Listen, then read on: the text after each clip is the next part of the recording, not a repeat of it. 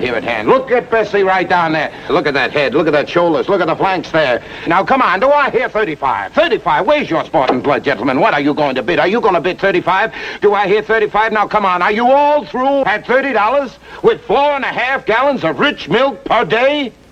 $30 once? $30 twice? Sold to Vint Bonner for $30 right over there. All right, now, come on. Bring up the next item. 30 for Bessie and 300 for the herd, that right? That's right. You sure do plan ahead, Vint. What do you mean, plan ahead? Oh, you know what I mean. You know what I mean, Vint, when you're, planning a little one. I don't know what you're talking about, but I'm buying this herd for my boss, Sam Griffiths. I'm taking him back to the Double G tomorrow. Oh, so you were just acting for Sam Griffith, huh?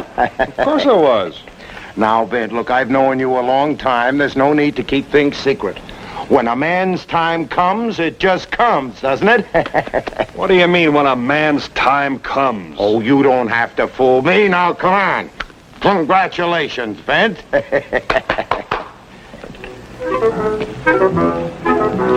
on, Bessie.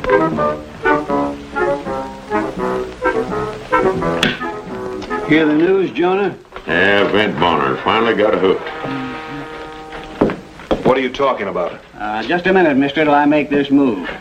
There, that'll hold you, Jonah. What do you want, Sonny? Look, I just asked you. Wait a You minute, said- wait. My move here. Now, what do you want to know? I want to know about whatever this getting hooked means. You're Bonner, ain't you? Yes, I'm Bonner. Well, we all got to go sometime. Gotta go where? I don't mind him. That's just Jonah's way of saying congratulations. Yeah, but congratulations on what? When you got to jump, you got to take it. That's the rule. All right, I know the rules. Well, act like he did. Go on, take that jump.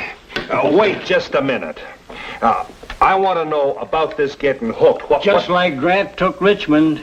Congratulations, Bonner. You got what you went after, and she's a beauty. She's a beauty. Oh, yeah. You mean the auction? Yeah, she's one of the nicest cows I've seen in a long time. Cow? Yeah. Sure hope she doesn't lose too much butterfat on that 100-mile walk back to the ranch. Butterfat? He ain't going to let that little girl walk 100 miles, is he? Butterfat?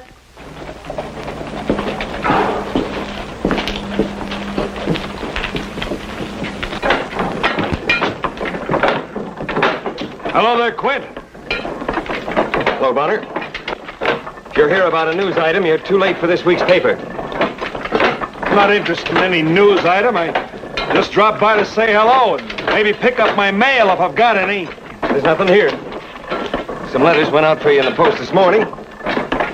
6 letters, to be exact. 6 letters? Now, what 6 people in Powder Creek would be writing me? Not 6. Just one, the same one. As if you didn't know. Writing you every day, like she's been doing all summer. She? What are you talking about? Now, look, I'm postmaster here, so you can spare me that blank look. What do you want? Congratulations? All right, congratulations. I wish you two a very happy marriage. Now, get out of here. I got a paper to get out. Now, Quint, wait a minute. What's wrong with everybody in this town? Are they eating loco weed or something? I haven't had 2 letters in 6 months. I am in no mood for playing games with you. Now, get out of my way. I got work to do. Oh, excuse me, Doc. You'll find your mail in the lower bin. What's your hurry? Vint Bonner. You know that you have a lot of well-wishers in Powder Creek, and I think it's high time you were putting down some roots. And Helen Rockwood is a lovely girl. Helen Rockwood? You just can't believe your good luck, huh? Well, what's it all about, Doc? Vint, this is a small town. Folks just sort of come down here and hang around while Quint sorts the mail. And a pretty girl like Helen ripping open your letters like she couldn't wait another minute. Smiling and blushing over them. Excuse me, Doc.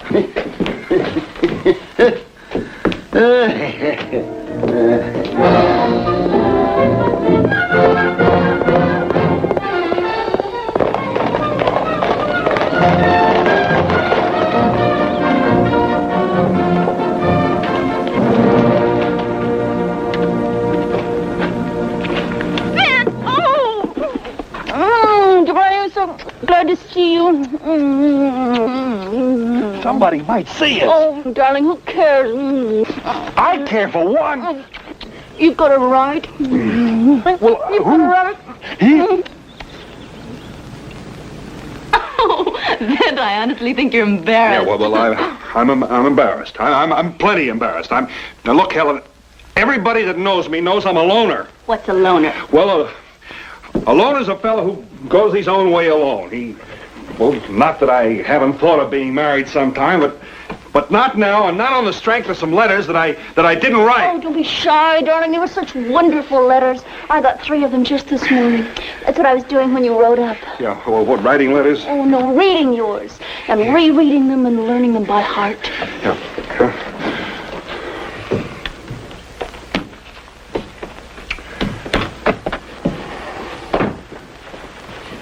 Oh, it's such a pleasant surprise, darling. Why didn't you tell me you were coming? I did. Is your aunt home? Aunt Minnie, no. Yeah. She went to town. We needed some things from the store. Well, I should have met her. I wish I had. Here they are, darling. Oh, but she'll be back any minute. Let's not waste any of these precious minutes together. Then even with all these wonderful letters, there's so many things I want to ask you. I want to know all about your childhood. I want to know all about your folks. I want to know... Yeah, well, I better leave. Leave? Yeah, well, it just isn't right. Here we are in this house alone, you know. Vince, that's just like you. You're everything that's fine and honorable. I am, huh? You remind me of those nights I used to read about when I was a little girl. I do? Oh, Vent, let's really get to know each other. No. Now, Helen. Look, Helen. Now, look. I'm just an ordinary run-of-the-mill cowpoke. You built the man out of your imagination, out of a bunch of fairy tale books and a mess of mushy letters. Now, how many times have I seen you in the last 4 or 5 years? A couple of times, maybe. You danced with me at the Crocker's barn raising. Yeah, I danced with you one time. The one dance you didn't dance with Quint. Now, Helen, that's how I think of you, as a pretty girl. You're a very pretty girl. As a matter of fact, you're one of the prettiest girls in town. But... Oh, sweetheart. Now who's building romantic dreams out of nothing? Your eyes are like the blue of a mountain pool with the sun shining on it. And your hair is like spun gold. And when Vent, look at my eyes. They're not blue at all. They're greenish gray. Yeah, they are. And feel my hair. Now that's not spun gold. It's just hair.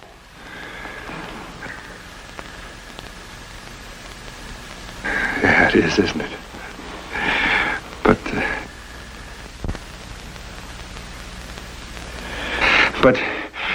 But Helen, we've got some things to talk about. Now, I've thought about marriage, and you're a pretty girl, and I'm no wooden cigar store Indian, that's a fact. But even if I'd thought about marriage, you're Quint Todd's girl, and he's a friend of mine. I am not.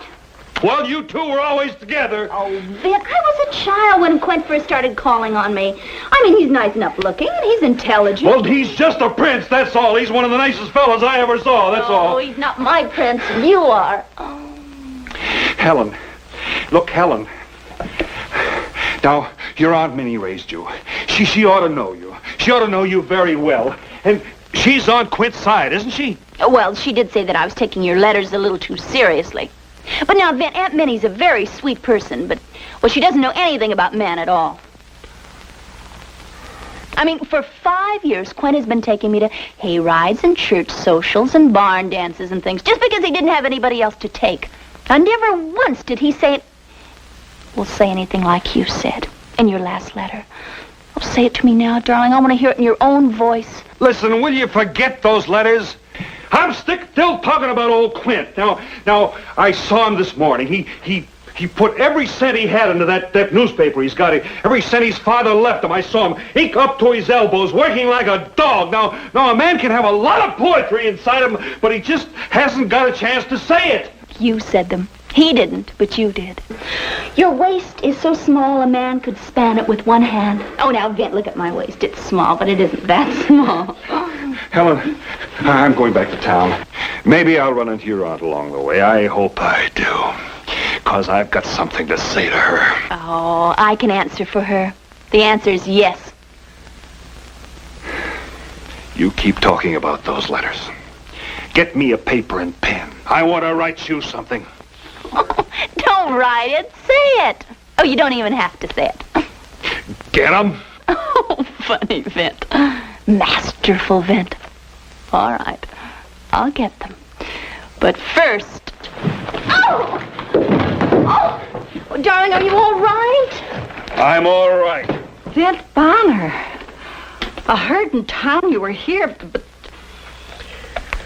I'm here. So I see. You know, your little trip to Powder Creek kind of surprised everybody. We thought you were clear up Black Rock way, working for Sam Griffith. Oh, Helen, will you take these things Yeah, upstairs? Helen, would you take those things upstairs? I want to talk to your aunt. I'll see you later, dear. Yes. My, you're looking fine, Vint. Real fine. Likewise. Oh, what are you trying to do? Flatter an old woman? Well, now that you're here, we're going to hold on to you. My goodness, if I lay out money for a room in town, we'll just air out the spare bedroom and... Auntie, the jig's up. Up? Up. Oh, you know. Did you tell Helen? No. You're going to? No. You're going to. She's a lovely girl, a real warm-hearted, fine girl. But the pretty looks, that's just the outer wrappings, like the husks on corn. The outer wrappings are fine. Helen's a beauty. Can't you understand? I just couldn't see her a-peeking and a-pining for Quint Todd, losing her youth, turning into a frosty old maid like me. Minnie, how old is Helen anyway? 23 her next birthday. But a woman loses a bloom fast when she's got a lot of love to give and nobody to give it to. My sweetheart was killed at Shiloh.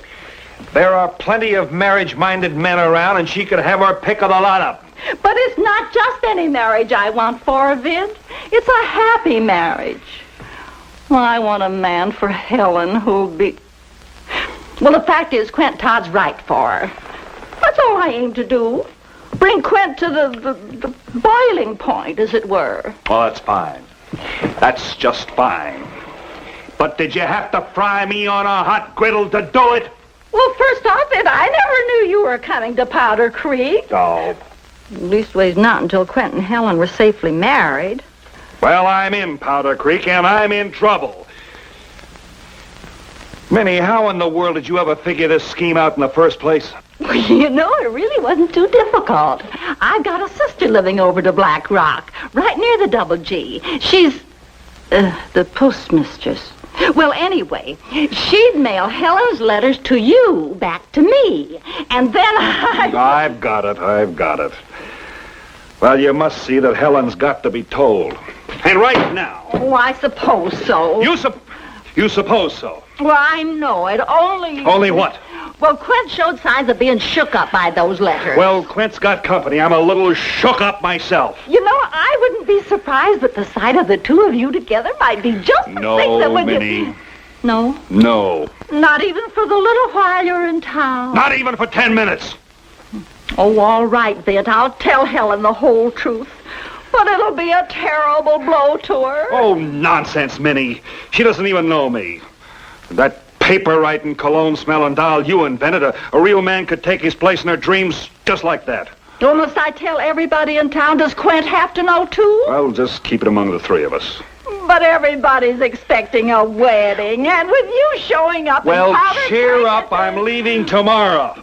Oh, well, what'll she tell people? Well, just let her say that she got a second look at me and she found out that we weren't fitted for each other. Oh, nobody'd believe that. Of course they will. Never, never in the world. Why do you suppose I chose you to make Quint Todd jealous?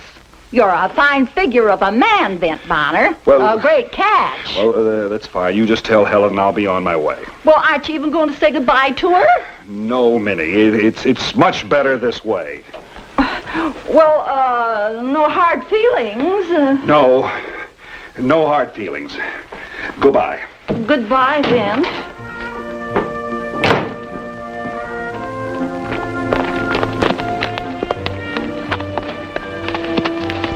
Hello, Vint. Hello, Quint. I'm glad I caught you. I want to apologize for my behavior this morning. No apology necessary. I came to a decision this morning. I'm selling the newspaper and pulling up stakes here. Well, once again, the very best to you and Helen. Now look, Quint. You can't just go off and sell your newspaper, not until after you've run the news of Helen's marriage. Why don't you stay here a minute? I've got an idea. Aunt Minnie, come over here. Yes, Van.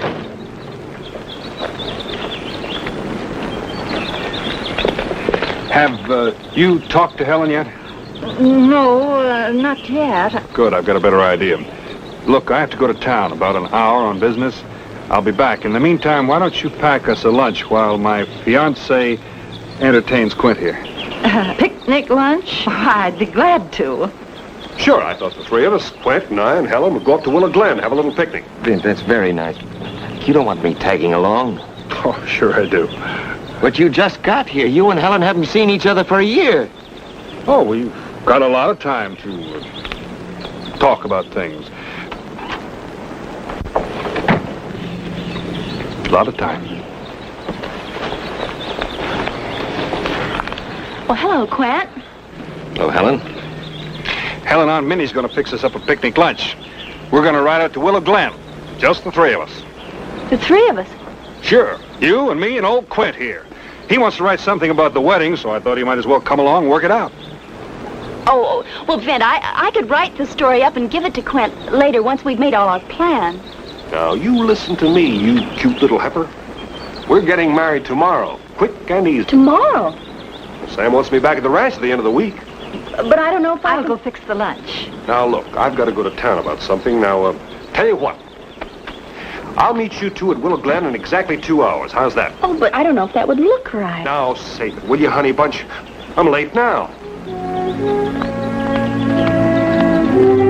You two planning to live up at the Double G? I don't know. I guess so. But I mean, well, that depends on Vint. It doesn't really matter where we live, as long as we're together.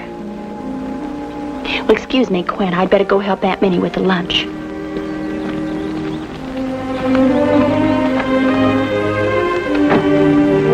Old-timers in Powder Creek, there's only one really has the right to say, I belong here. His name now is George Washington Smith. When I met him first, it was running elk. How many kids you got now? 11. George Washington, how would you like to own a first-class milk cow?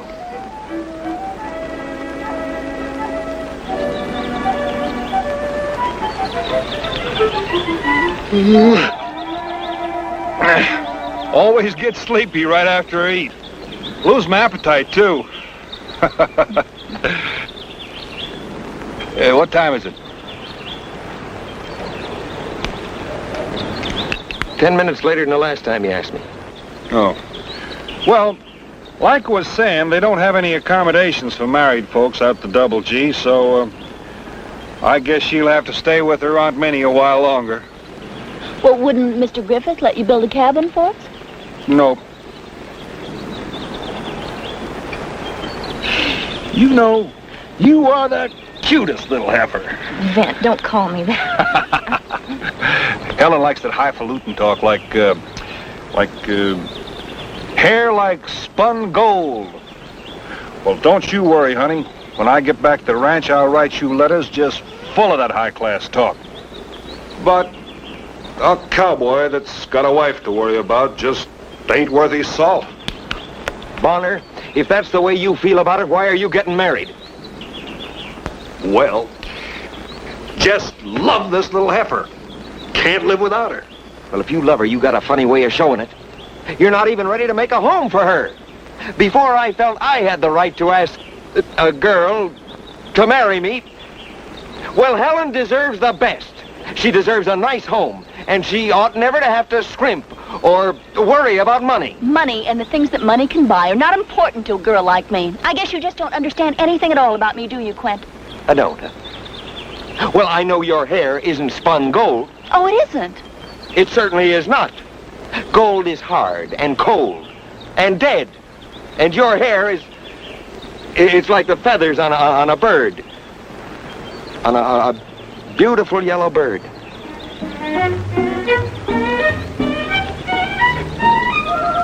Bonner, can I talk to you a minute alone?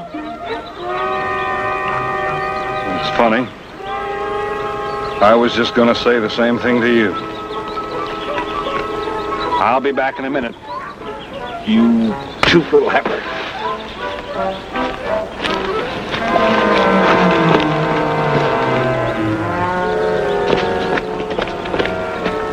All right, what do you want to say to me? What time is it? It's 4 o'clock. Now listen, Vint. I'm going to get a few $100s for the newspaper. I want you to take it and make a nice home for Helen here in Powder Creek. Now, what would you give me the only money you've got in the world for? I don't think you even like me. You're right. I don't. I think you're acting like a darn fool. But I happen to love Helen. Of course, I never felt I could tell her that before. And now she belongs to you.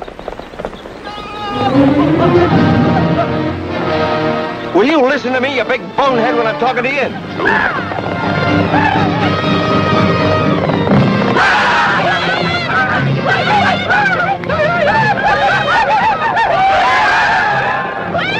Don't worry, darling. I won't let him hurt you.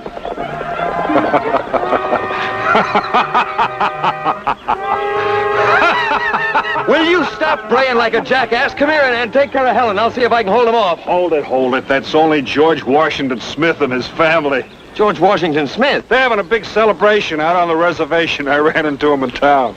Scared me to death. Well, I hope I'm not marrying me a wife that's gonna spook at a mouse or some tame Indians. You're not marrying me, then. I'm not? Well, no, look, I was just joshing. No, it was Quint that I ran to when I was silly enough to lose my head over that bunch of tame Indians. Yeah, it's a fact. I wonder why I was right here. I know why. 'Cause I'm in love with Quint. I guess I always have been. I'm sorry that I led you on, Vint. I was lonely and my pride was hurt because I didn't think that Quint cared about me. Cared about you? With all my heart. Oh. Well, I wonder if you'd do something for me to kind of soften the blow. Hold the wedding this week. I'd like to come. I thought you had to leave tomorrow. Well, I did, but I changed my plans. I'm going to stay over for the next cattle auction. I got to buy me a milk cow.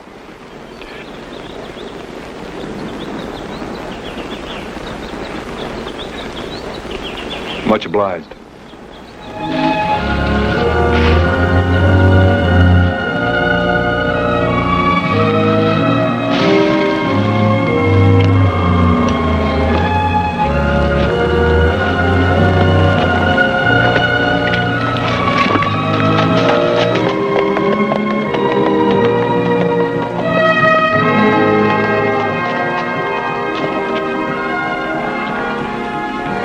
The feathers of a yellow bird.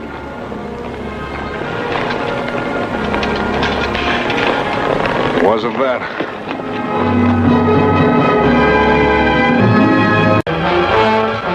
I'd been shot at before, plenty. And I'd been hit a couple of times too.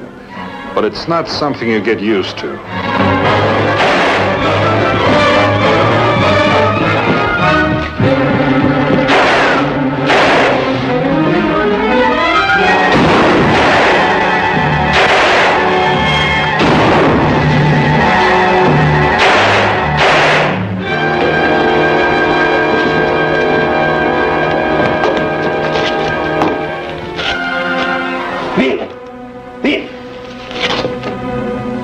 Take it easy, Vin.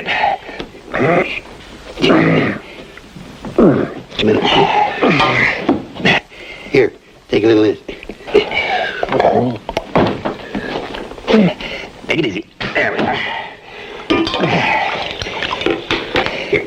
He was lucky in a way.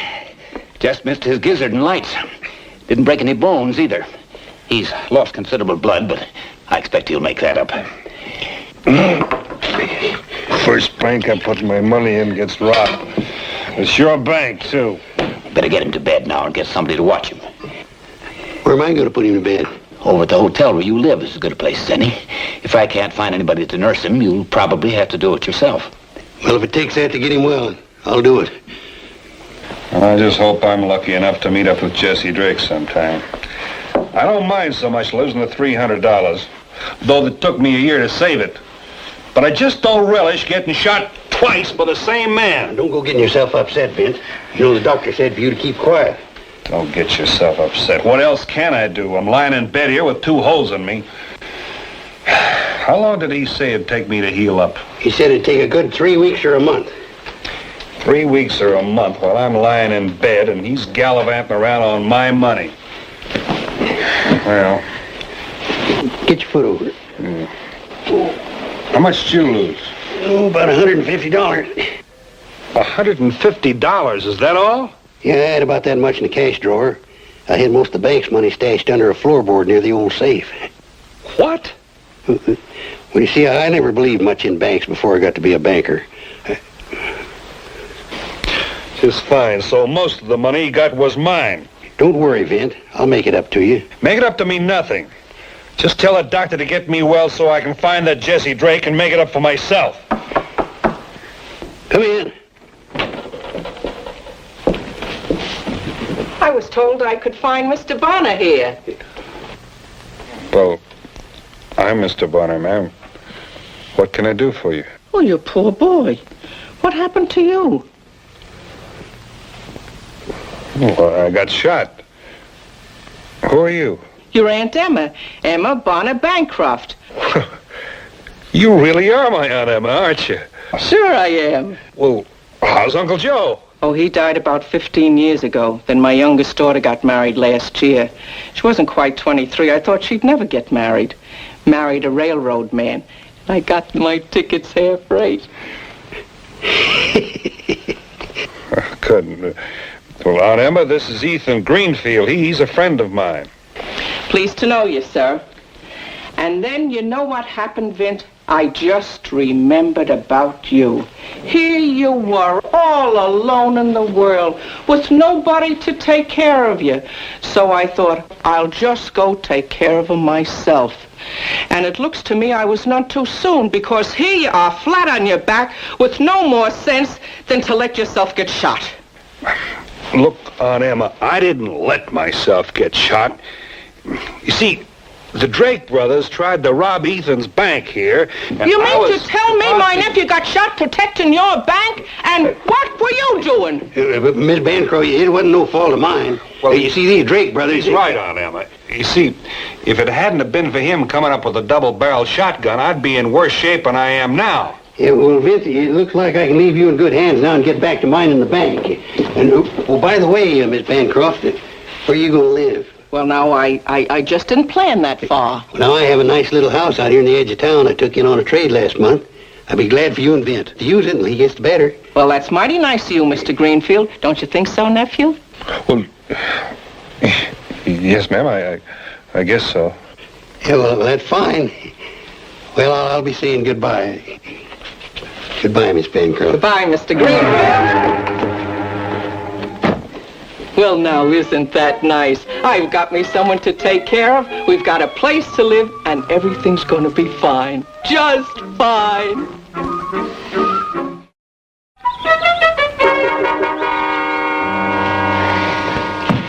But Aunt Emma, I'm just not a staying sort of fella. I'm used to being on the move. Well, it's high time you lived someplace. I've heard about that gun of yours. So wonder you haven't been killed a dozen times. From the stories I hear back in Kansas, why, they even have a name for you back there. Oh? The six-shooter, that's what they call you. No. As though the name of Bonner weren't good enough. Well, don't you worry. After we've lived here peacefully a few years. A few years? Now, you listen to me, Aunt Emma. I never stayed in any place. Now, Vint, you've just got to stop sleeping on the floor beside the bed. After all, beds are made to sleep on. But Aunt Emma, I never slept in a bed more than 2 nights running in my whole life. I don't know why. I just can't sleep in beds, that's all. Vint! Yes'm? You'll learn, boy. You'll learn.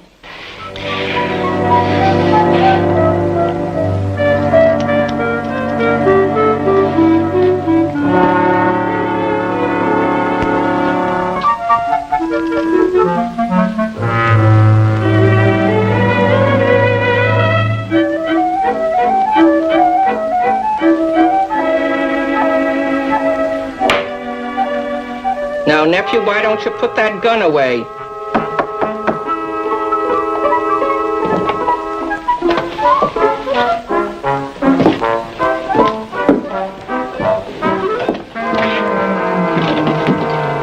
Oh, won't you come in, Mr. Greenfield? Just on my way home, thought I'd stop by and see how your nephew's getting along. Oh, he's getting along just fine. Too well, in fact. Acting like a caged lion, only been out of bed a week. And that's the longest I ever stayed in bed, too. Hello, Vin.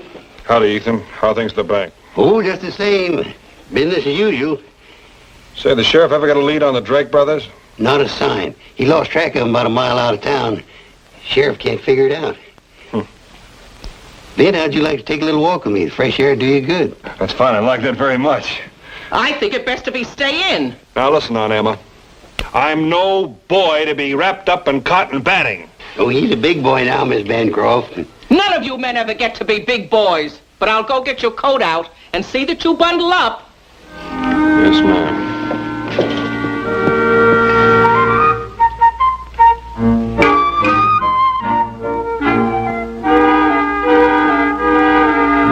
Even the best of them like a ball and chain. Now here you are after being took care of only 2 weeks and mired down like a hog in quicksand. Now I'm not saying she wasn't helpful at first. But with a man, there's a limit to being took care of. I got a feeling about women that if you ain't sick enough to be took care of, they'll make you sick enough. Oh, I don't know. Aunt Emma isn't so bad. She means well, and she's a darn good cook. And Vince, you know I'm speaking the truth. I still say she means well. Say, Ethan, did you put that money back in the safe?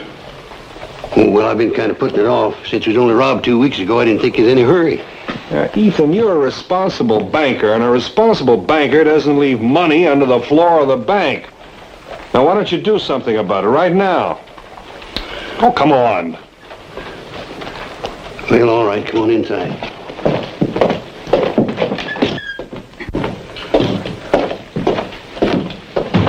You can go home, Bob. It's almost time to lock up anyway.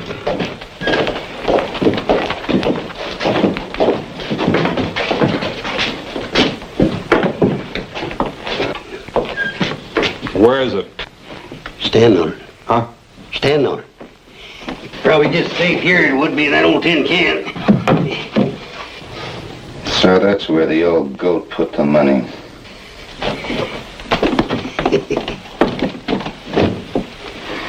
You always forget that combination.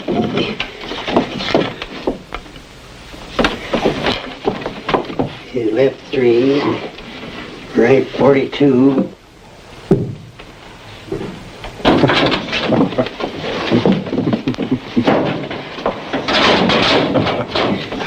Here you are, and I hope you're satisfied. Say, Ethan, what did you do before you became a banker? Oh, well, when I was in the Army, I was in charge of what they call the sanitation facilities.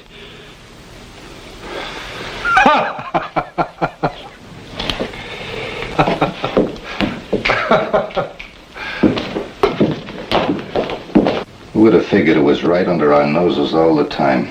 Well, now that you know, we can get it tonight, huh? No, Jed, we're not going to get it tonight. We're going to wait till Friday. Month-end deposits will be in by the end of the week. That ought to add $4,000 or $5,000 to the take. But, Jess, I can't hide here much longer. It's tough enough to get food to you. My wife's been asking questions. You do like Jess says. Must be $20,000 or $25,000 in that bank across the street. You wouldn't expect 1/3 of that without going to a little trouble, would you, Jed? All right, yes. All right, I can handle it a few more days, but no longer, eh? This is a small town, and somebody's bound to wonder what I'm doing up in this old loft all the time. Friday will be the night, Jed. No longer. That'll be fine, Jess. Just fine. Well, I better go.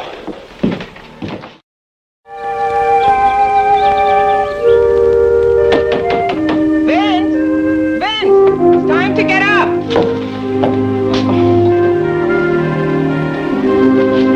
Vince, get up off that floor! Well, what is it?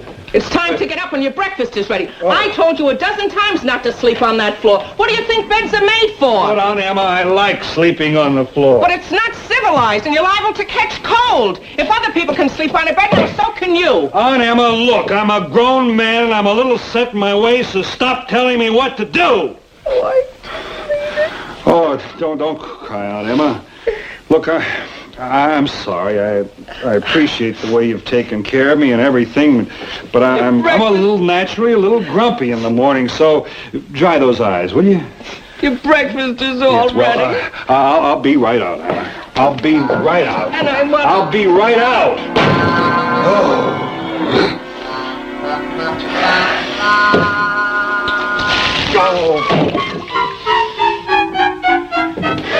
How does your shoulder feel, Vint? It feels pretty good. Doctor says it's getting better. He says the more I use it, the better it'll be. Well, then maybe you wouldn't mind doing me a little favor. Of course. You know, the grates in the stove have been slipping down. I thought you might like to fix them for me. I'll be glad to. And then those shingles on the roof, they need fixing, too. And now that I right. come to think of it, the outside of this house needs a coat of paint Emma, or whitewash. Aunt Emma, listen to me. Winter's over. You sound like we're going to spend the rest of our life here or something. Oh, now, Vint, you know how women are. They like to see things neat. Well, I'm going down to town. Maybe a little later you could make a new gate for the fence. Well, I'll talk to you about it later. Later, Aunt Emma.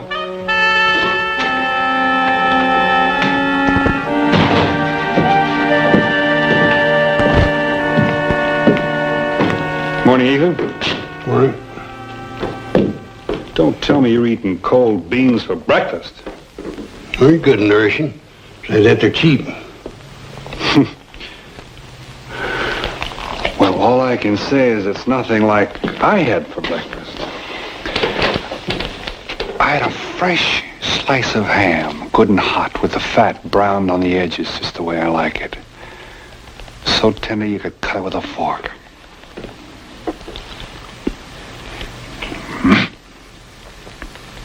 And 3 eggs, basted, flaky around the edges, and corn sticks, hot, fresh out of the oven. And honey and butter. What else? Oh, some donuts rolled in heavy sugar. Of course, she made those yesterday afternoon. She usually makes them fresh for me every morning for breakfast. And Aunt Emma's hot coffee. Say, Ethan, why don't you come over and have dinner with us soon? Huh? Well, I'm sure Aunt Emma'd like to fix dinner for both of us. Oh, I couldn't do this. She said something about, tonight, for instance, she said something about rare roast beef and deep dish hot apple pie. What time? Well, let's say about 5 o'clock for supper. You come early.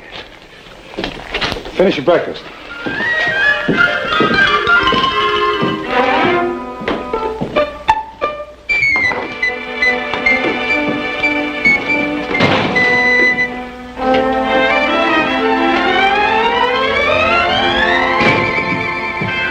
Oh, Aunt Emma? What in the world do you got there?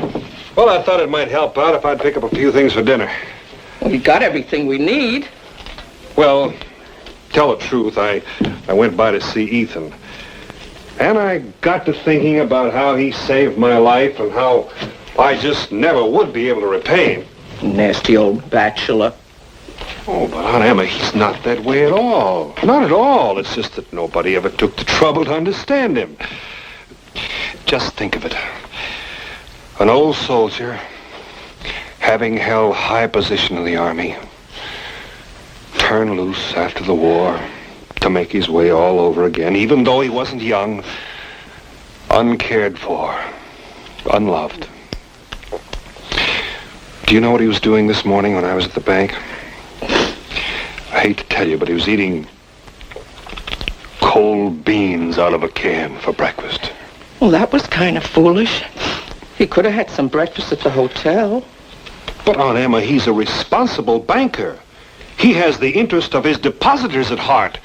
There he was, with a ledger in one hand and a cold can of beans in the other. That's why I thought I might repay him somewhat by asking him over to dinner tonight. Well, Aunt Emma, I didn't mean to make you cry. He never could get used to onions.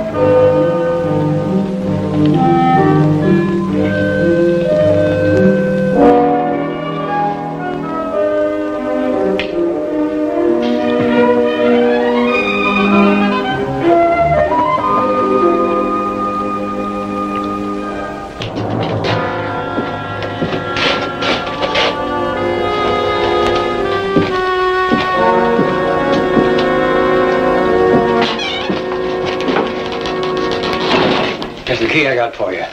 It fits the bank door. You don't think anything will go wrong, do you? Nothing will go wrong now, Jed. You put the horses where we told you to? Yeah, they're right out behind the bank. Well, I guess we better get started. I'll be waiting for you up at the fork for my share. Why don't we give him his share now, Link?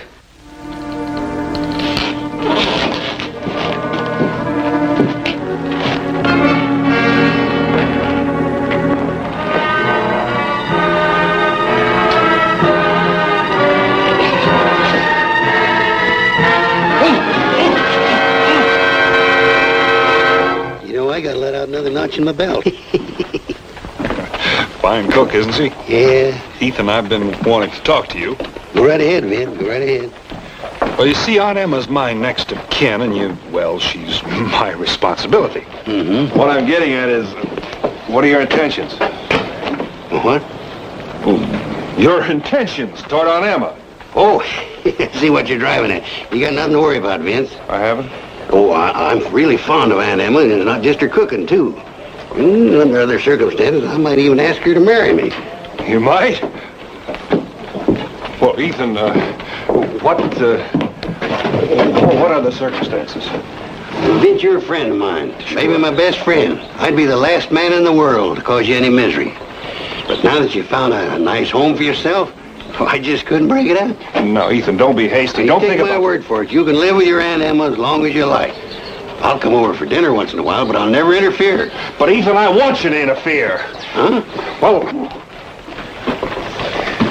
Well, I'll level with you. I'm itching to get back on the trail. But I just can't go away and leave Aunt Emma all alone here.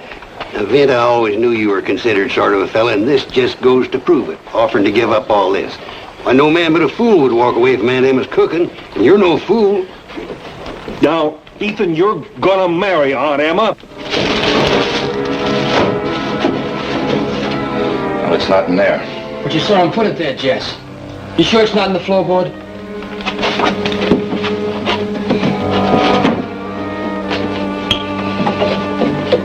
No.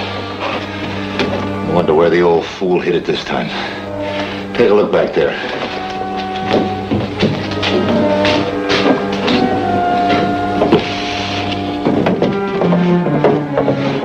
Vint, I'm sorry, but I just couldn't let you make the sacrifice.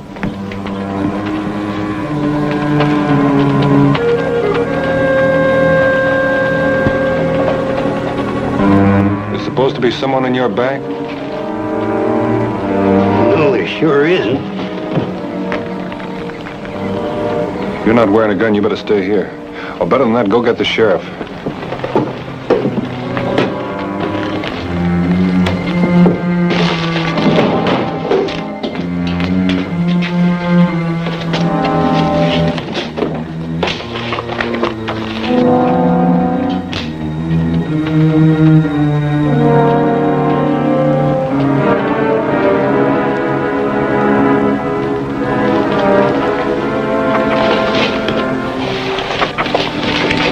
Get down.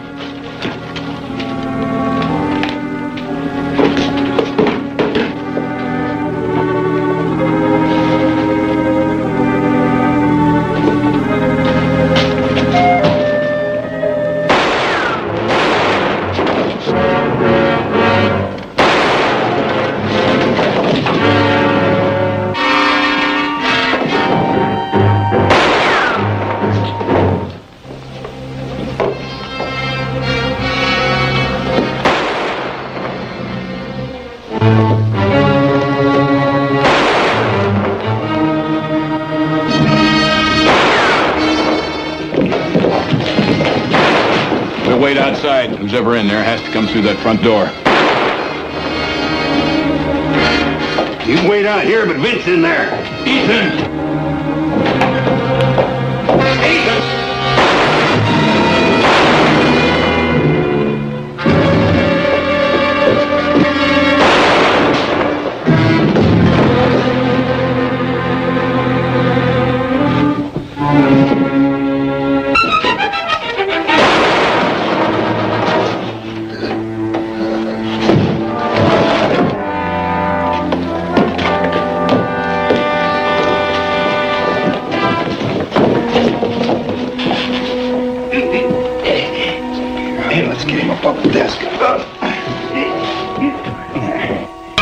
Wasn't bad at all. Doctor, is he going to be all right? He'll need considerable nursing, but with proper care, he'll be good as new in no time. Oh, I'll take good care of him. Here, Ethan, have a drink. You know, if Aunt Emma here is going to take care of you, you won't need me around anymore. Vin, don't leave. Of course, I don't know what the townspeople are going to say if you two live in the same house together while you're getting better. Emma, if you're willing, I'm willing. Oh, I'm a willing. I know when I'm licked. Give her a drink. Sure.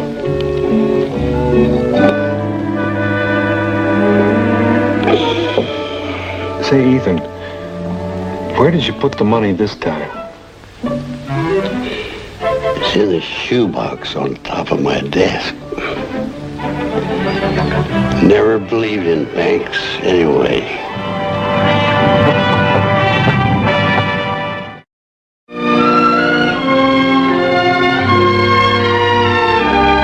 I was coming back from the spring roundup at the Long T. 40 days with the sound of stray calves bleating for their maws and their same maws bawling and bellowing back. Nights of using your back for a mattress and your belly for a blanket and nothing but chuck wagon grub. I was headed for San Simon where Laura and Newt Bascom had promised me a civilized meal when I got back. Fried chicken, fresh vegetables, chokeberry pie with meringue. You know, I was beginning to feel kind of desperate to get there. Howdy, Miss Bascom. Can I be of any help? Well, look who we got here. Sure is good to see you, Vin. Good to see you, too. Still trying to make things grow, I see. Still at it. Doesn't look like the roundup took anything out of you. Well, it didn't put anything back into me either. Don't tell me you forgot. You said fried chicken and all the fixings, remember?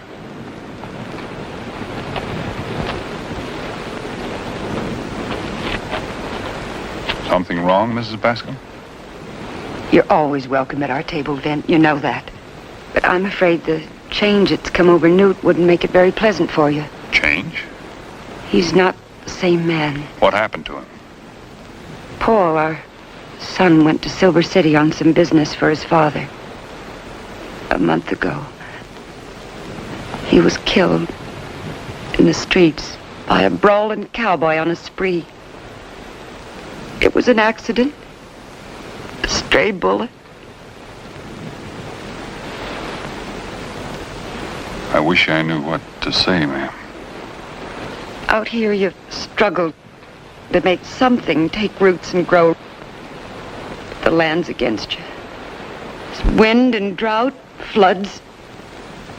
But worst of all, I think, is the evil men do. So maybe when you're in San Simon again, Vint, you'll drop by. Next time, Vint, Lord willing, he'll be himself by then. He's the only law we got hereabouts. No sheriff, no judge. Just knowing that should be medicine enough for a man like him.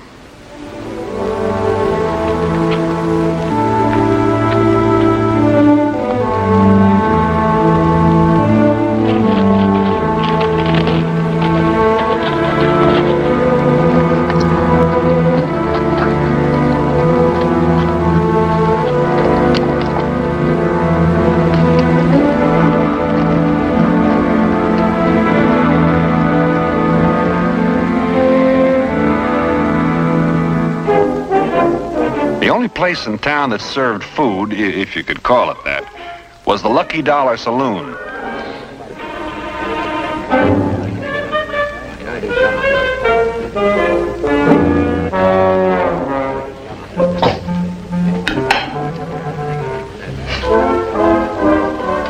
That steak was pure discouraging, and the coffee was almost killing.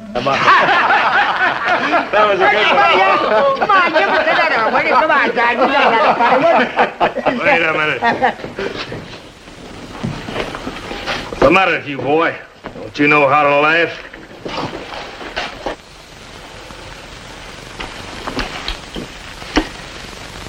I wasn't minding you, mister. Well, maybe it's about time you did. Now, come on, let me hear you laugh.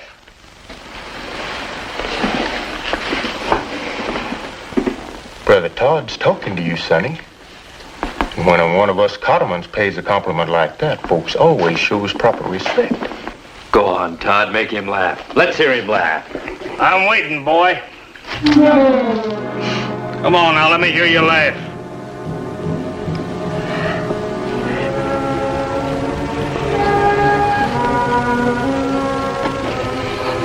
Mister, the biggest joke in this place is you. You're a real clown. And running you a close second is them two comical brothers of yours. And I could just busy my sides laughing at all of you.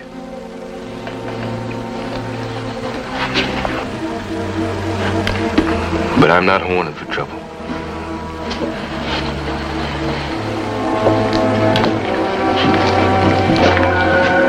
I'll show you who's a clown.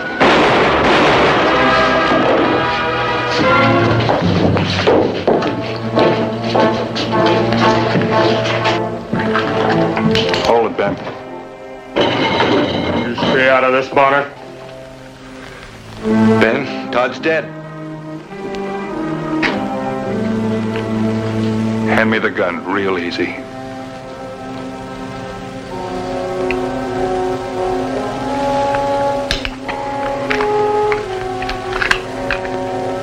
He asked for it. That ain't the way I look at it. Me neither. We'll get that kid. We'll run him down. Sooner or later, we're gonna find him. Maybe so, but right now we're going over to Newt Bascom's. That law wrangler ain't no marshal. He's got nothing to say about it. Do as I say. Move along. Anything I can do, Ben? I'm beholden to you, Adam. We'll see. All right, I'm ready. Let's go. I want to get this over with fast. Because me and Cyril got things to do.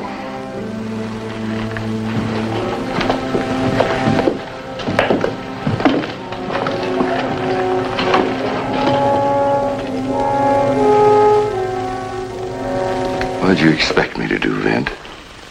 You know there's no such thing as law in San Simon. Haven't you let your thinking get a little bit twisted, Mr. Bascom? Just stating a fact. That's a fact you never accepted before. You've always tried to point the way till the law did come. I was a fool. You're wasting my time. Even in towns where they've got a marshal or a sheriff, the law's a mockery. Didn't keep my boy from being shot down. Never brought his killer to justice. All this talk's letting that kid get a big jump on us. We're forming a posse and going after that boy. You hear, Ben? Yeah, that's fine with me. I just want to get near him, that's all. We'll leave from the Lucky Dollar.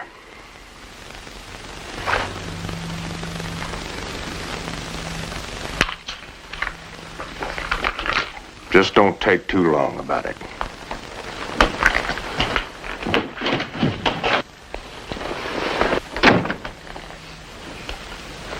You'll excuse me. Newt, maybe a little time before I get back. Get back? What are you saying? Look, Ben and Cyril Cotterman don't mean to take that boy alive. Somebody should be there to stand for the law, whether he wears a badge or not. Well, Laura? I'm going with the posse. You're shaming me into going. Is that it? I'm doing what I think is best. The way you thought once. You're letting a young saddle tramp come between us. Someone you never even saw. You know that if you go, I'll have to go. I'm sorry, Newt.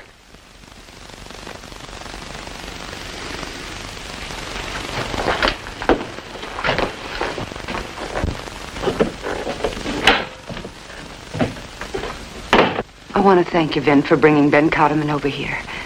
You didn't have to mix in. This isn't your town. It's not going to be any cinch bringing that boy back. He'll head for the Vaca Negras. It'll be tough going. I've got to do it, Vin. For his sake. I'm praying it'll make him see things right again.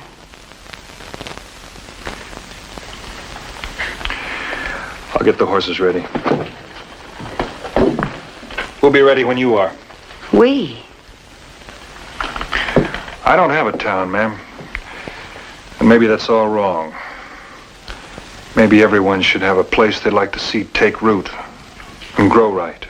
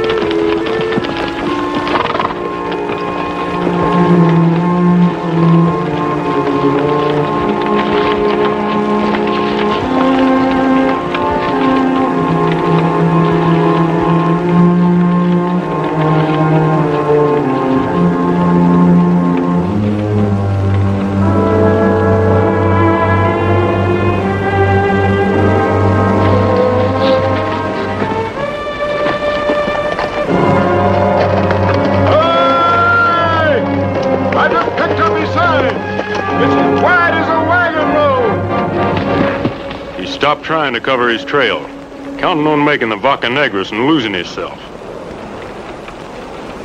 Young fool, probably never even stopped for water. Idiot.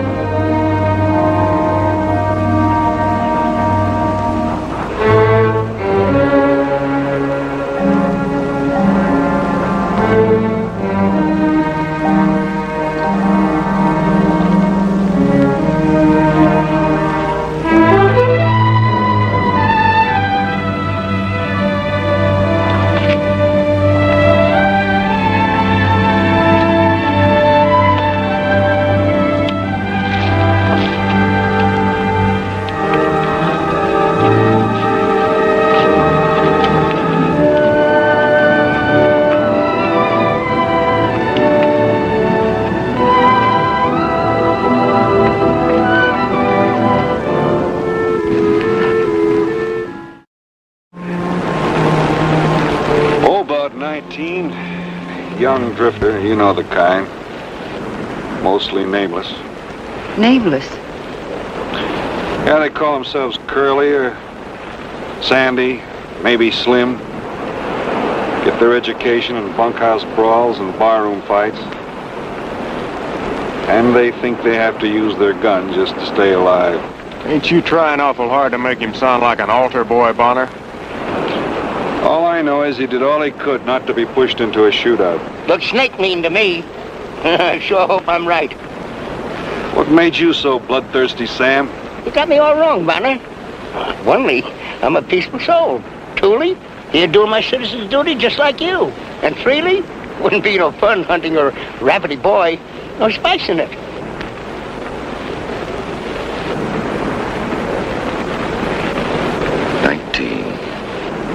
Paul's age. Try to get some sleep, Newt. Yeah, let's all get some sleep.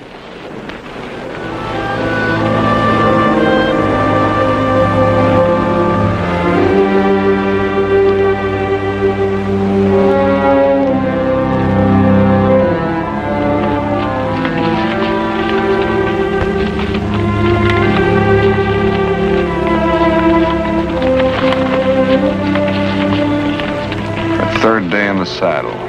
About the only riding I'd ever seen her do before was in a buckboard. I wondered what kept her going. Newt Bascom must have been wondering about it too. Wondering how he could live with a woman for 25 years and not know how strong she could be. You sure that boy's worth all this? Suppose somebody asked that about our son. When he was all alone in Silver City and got caught up in something he couldn't help and then had to run. Nora, maybe you were right in shaming me into coming along. Ben Carterman wasn't wondering about a thing.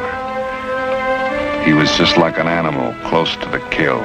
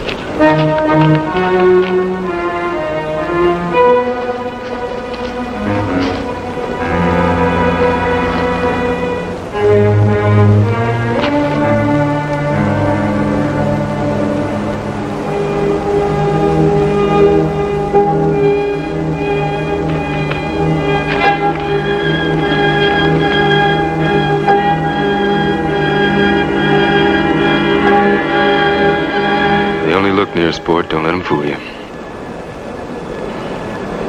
Yeah, there's no use riding you into the ground. You aren't the one that had words with that loudmouth?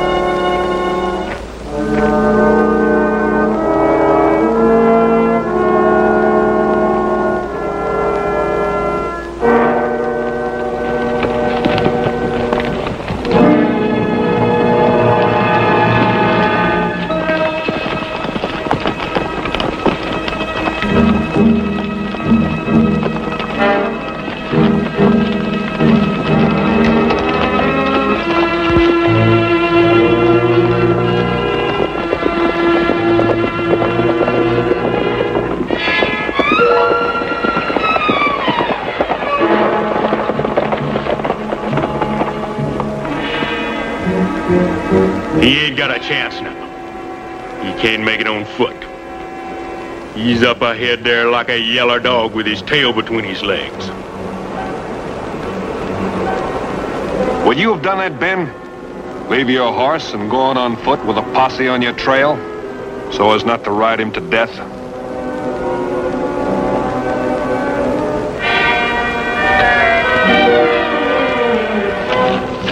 Let's go.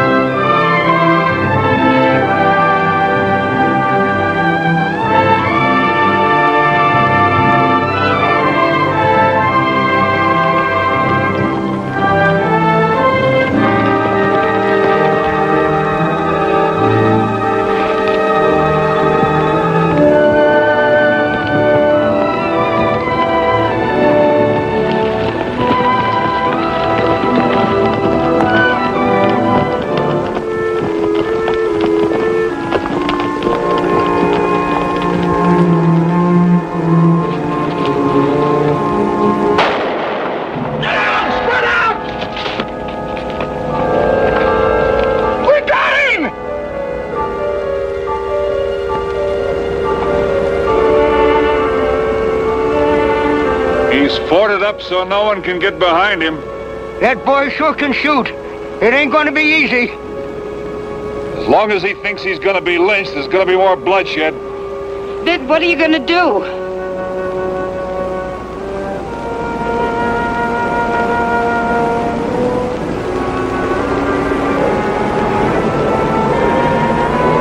Try and talk to him.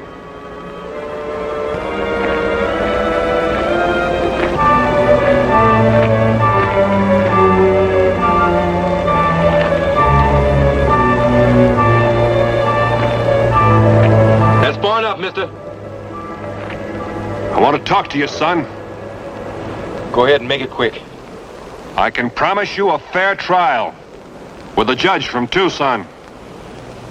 You ain't no marshal. What's it to you?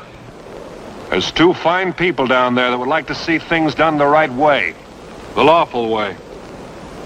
I like the way you handle yourself back at the Silver Dollar. And I like the way you went off alone in the desert, gave your horse a chance. Well, that's the way it is. I'm sticking it out. All right, if that's the way you want it. But remember, you're either on the side of the law or you're all by your lonesome. I had a feeling you understood that.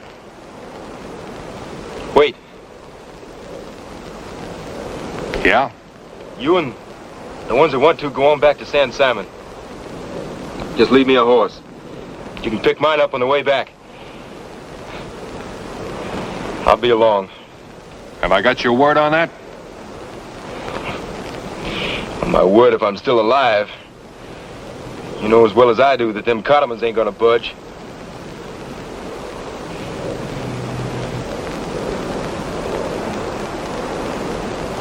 All right. See you later.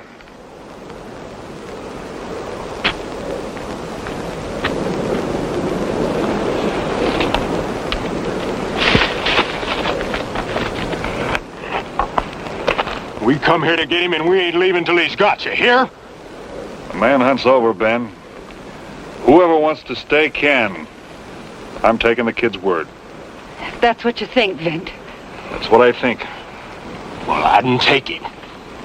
Low-crawling dirt, all of you.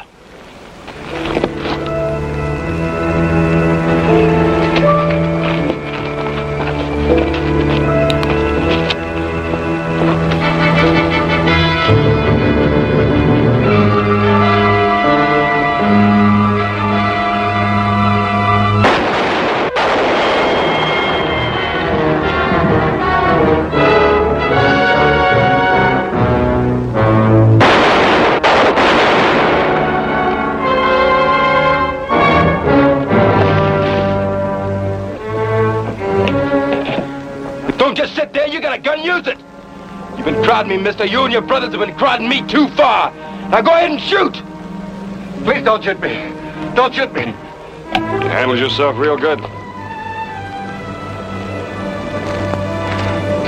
You don't keep your word very good, Mr. Bonner. I thought you might need help.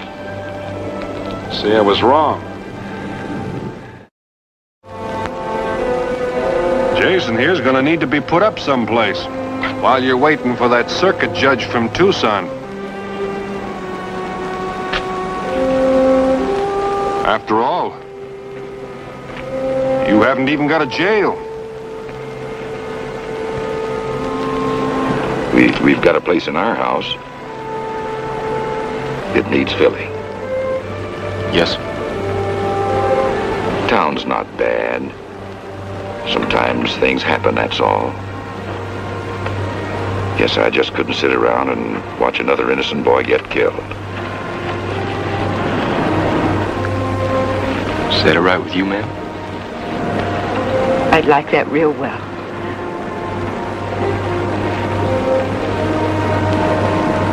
Like you said, Vince, I guess I let my thinking get twisted.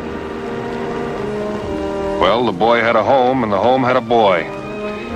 Being alone in this big, empty land has a kind of terror to it. But it all stops the moment you belong to someone. Or someone belongs to you. Austin, out on the Circle 8. We had a plow due in on the stage, so I was on my way to town. Now, don't you keep Vin waiting around while you decide between Dimity and Calico. I won't, Daddy.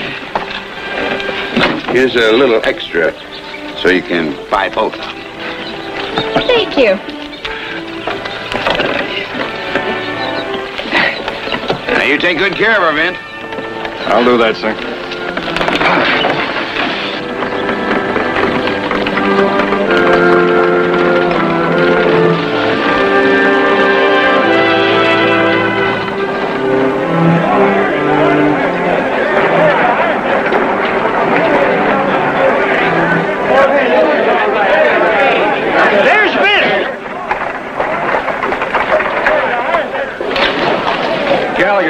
Your head? How come the free beer? Election bet! Look, when you got your things ready, I'll carry them for you. I'll be over there. Drinking Gallagher's free beer? No, waiting for the new plow. Howdy, Vin. How do, Miss Celia? Hello, Sheriff. You sure picked the right day to come into town. You managed to keep the peace? Yep.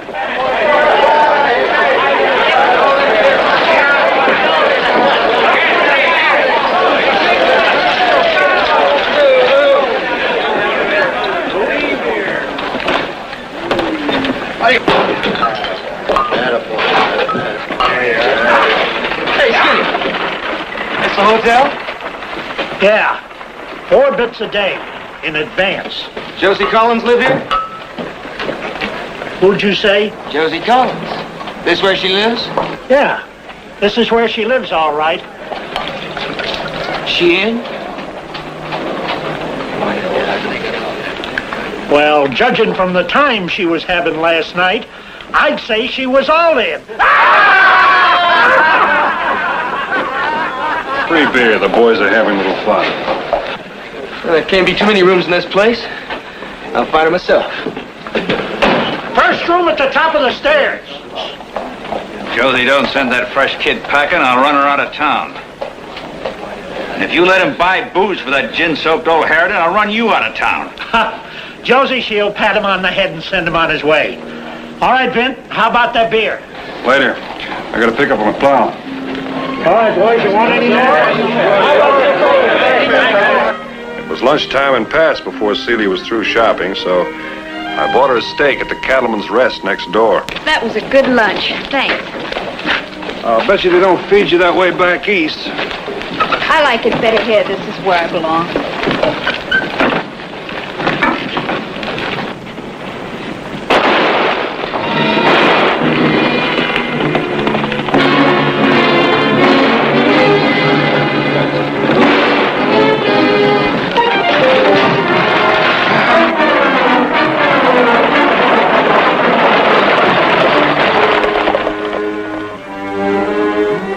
town hadn't had a robbery in a long time. So the young stranger, the one who had asked for Josie Collins, was naturally suspect. Celia and I, being witnesses, were asked to identify him. Zach, I don't know why Celia has to be dragged into this.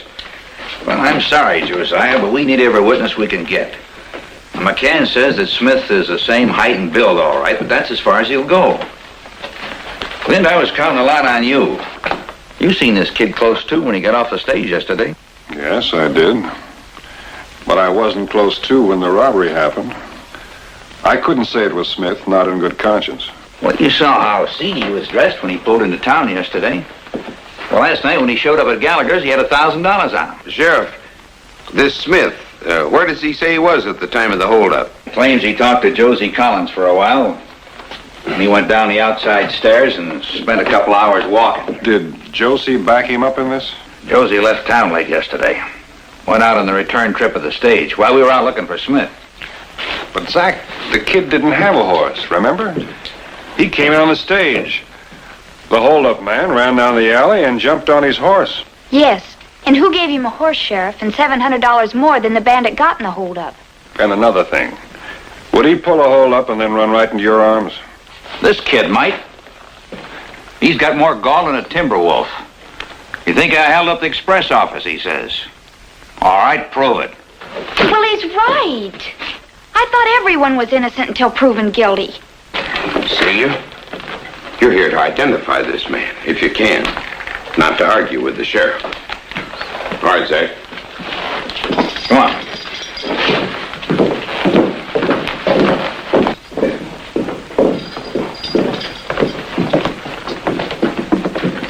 Well, I'll say this for you, lawman.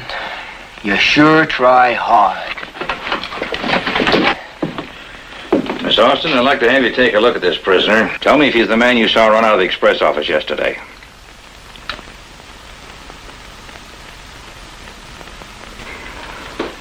I can't say. Everything happened too fast.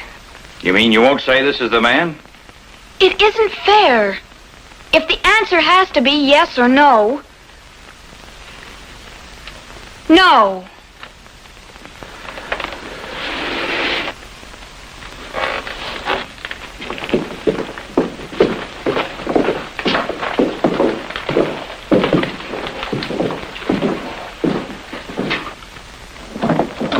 Well, looks like I'll have to turn him loose. Thanks anyway. Zach will see to it he's out of town by sundown. Why? Why? Well, he's certainly not the type fellow we want around here. Dad, what are you saying? You know nothing about him. You heard him. Refused to tell where he got the money. Refused to state his reasons for coming here. The sooner he's out of town, the better. No room here for his kind. If I was you, I'd be out of town before dark. Sorry, Sheriff. I ain't hardly seen your town yet. Except Gallagher's saloon and your crummy jail. I think I'm gonna like it here. Saw one piece of scenery I thought was real pretty. Now, you look at here, Smith. Never did care for that name, Sheriff. Back home, they used to call me the Concho Kid. And that name I like. Now, you take care now.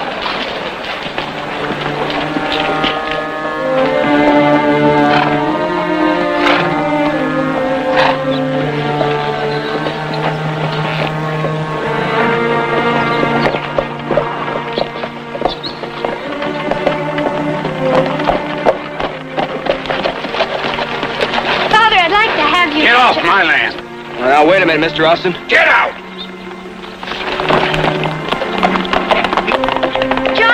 Johnny, wait! Celia, go to your room. How did he get out here? He rode out here. He invited me to take a ride with him, and I did. We had a fine time. Celia, this isn't the kind of You fellow... ordered me to my room. I'm going. Vin, will you see that my horse is taken care of, please? The gall of him. No more kid like that than my Celia. Well, the first question he asked when he got here was, where could he find Josie Collins? Look, I don't hold any brief for any of this, but all I say is no one really knows anything about the boy. I know all I need to know about him. Yes, sir. Well, I guess you got yourself a problem. Hey, what's going on? I just broke out of jail. Oh, you been out with Smith. Look, I don't like to sneak out to see him, but Dad's left me no other choice. Now look, Celia, I can't help you disobey your father. You gonna tell him? Well, not this time, but I won't do this again. You won't have to. Johnny's coming for me tomorrow night. He told me so. We're gonna go someplace where nobody knows us, and we're going to get married. Then Dad can either accept my husband or throw us both off of his land. Oh, I see. How old is the Concho kid? 19. Has he got a job? Well, who'd give him a job around here? Well, maybe he's got some of that 1,000 left. And a flashy horse and a flashy outfit. He came by that money honestly. How do you know? Because he told me so, and I believe him.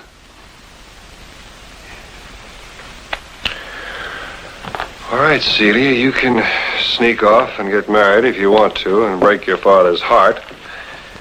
Maybe your own, too. Or you can make an honest effort to bring your father around. It won't do any good. Look, honey, from where you sit, your father may be all wrong.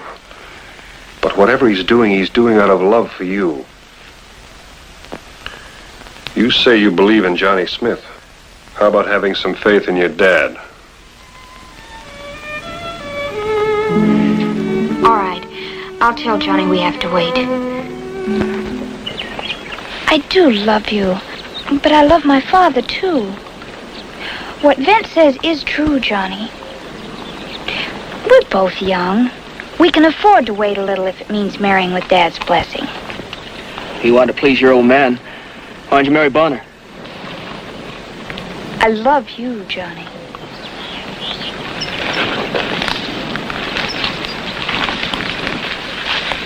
They'll take you away from me. You'll see. Your father never change. But you will. No, I won't. Yes, you will. You changed already. Bonner gives you a sermon and all the things you said to me last night. Gone. Oh, it's not gone. It's you who haven't any faith. Just give me a little time. Let me try to convince Dad. Celia, look, I've been kicked in the teeth too often to believe that anything good comes my way. Oh, sure, I used to think that if I had a few bucks in my pocket, nifty outfit like this, fine horse, I'd be king. Have everything I'd ever want. No, Johnny, that's not enough. Not for you. Celia, if a girl like you was to believe in me, I mean, if being my wife was all in all to you, above Bonner, above your father even, well, don't you see, sweetheart? That'd be kind of a sign to me that, well, Celia, I'm asking an awful lot of you.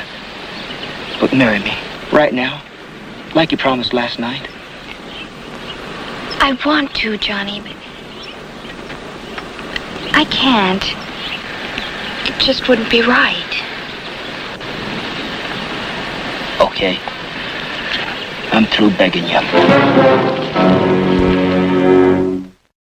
The spring horse races were about the most important occasion in the whole valley. There he is. You'll have to admit he's handsome. Yeah, I'm sure he'll admit it, too. Now there, that's what I mean. Everybody's dead set against him. On your marks, get set.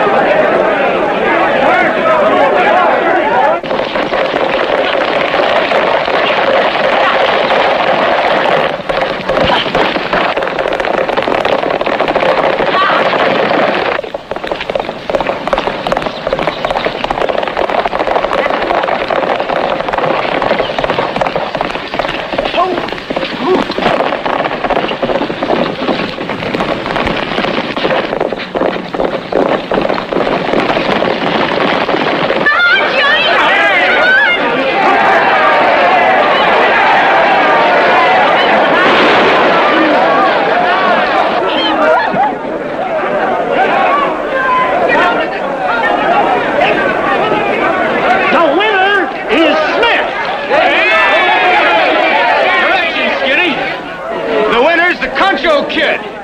You know why I won so easy? My little sweetheart here was cheering for me. Johnny, I want to talk to you. Well, I think it can be arranged. You know, if I was Josiah Austin, I'd spank that girl and horsewhip that loafer. Well, I'm not much good at giving advice to Lovelorn either. If that's the way you feel, I'm glad you're not her father. Think your nag can beat Flash? He might. How much you think so? Enough to bet on him? Too much to bet on him. Come on, Celia. Scared? Johnny. Stay out of this, Celia. I say you're Mr. Bonner, scared. I don't like to see a man with a horse he's proud of eat dust. But a loudmouth kid, that's another thing. Get set!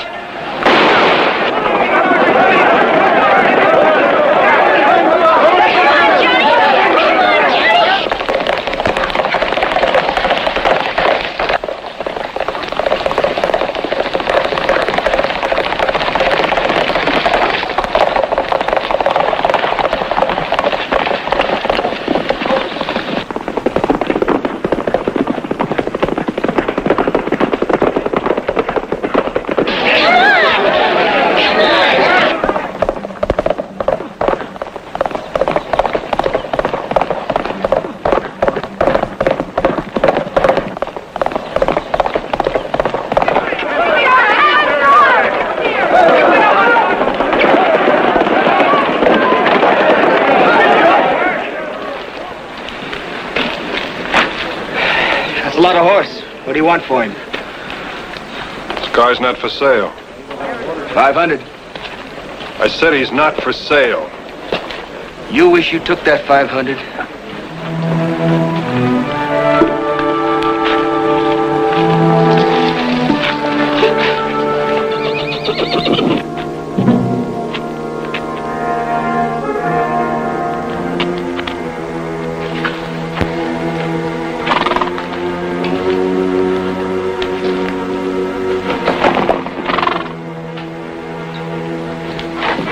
Put your hands up, boy, and don't move. Turn around, slow.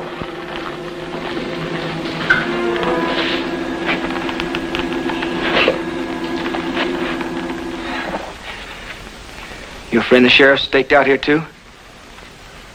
Just me. Well, I was trying to steal your horse. At least to give this town something to talk about.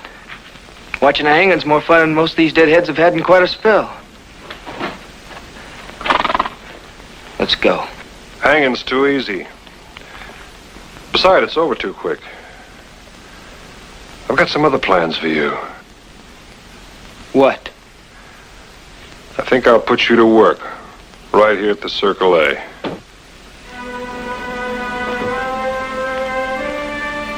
All the hands to know that I'm a horse thief?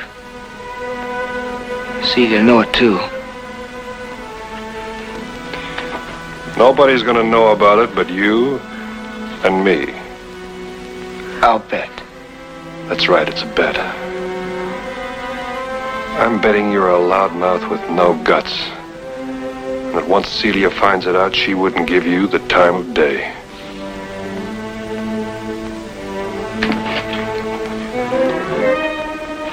Bonner didn't say anything? No, I never knew a thing about it until Daddy said he was giving you a job on Vince's recommendation. Well, Bonner gave me this job for just one reason. He thinks I can't do it. And you watch. He'll make it so I can't do it. Don't say that. Vince's the most fair-minded man in the world. Well, I got a surprise for good old fair-minded Vint Bonner. Whatever he dishes out, I can take. It'll be wonderful seeing you every day. I know, honey. Boss's daughter don't mix with the hired hands. Now, you remember that.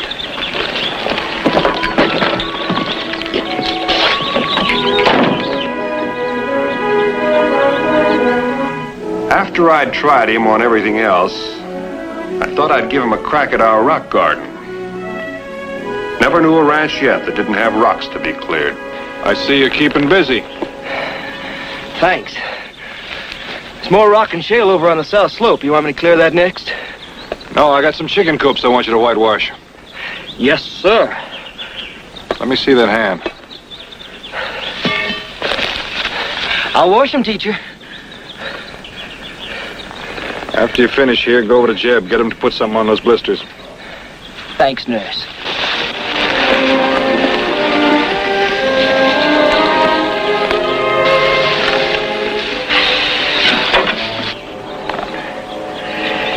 Back in Kansas, we used to feed our livestock bean cake.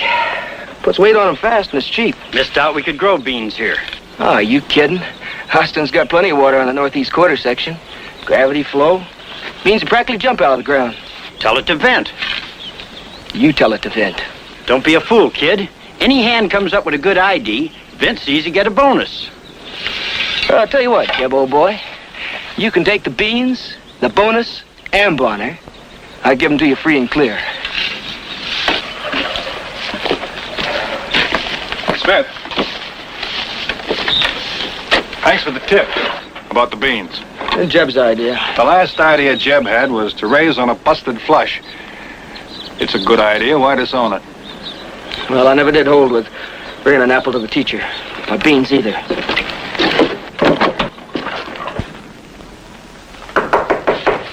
Come in. Sit down, Johnny. I expect you want to know why I sent for you. Well, they've found the thief that robbed the express office.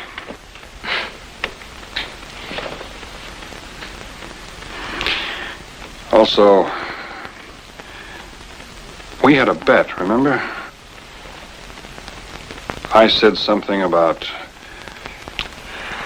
all mouth, no guts. Yeah. Well, I think I was wrong. Sid, you think so, too.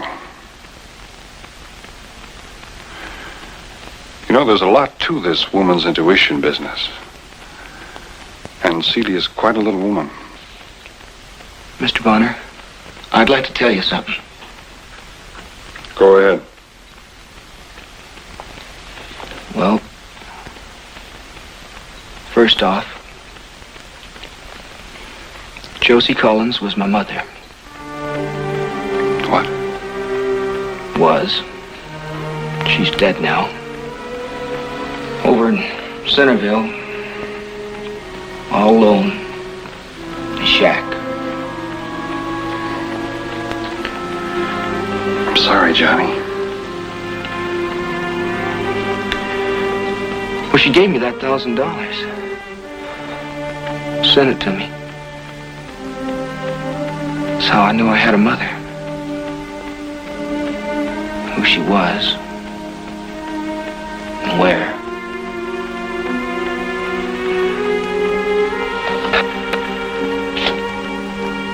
I was raised in an orphanage back in Kansas, and I was bound out to a farmer.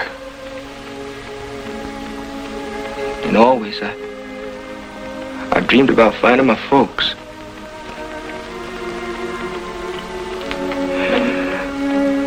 Well, I found her.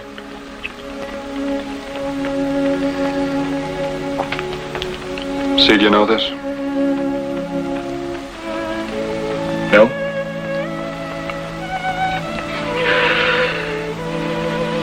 I guess I better be moving on. Why?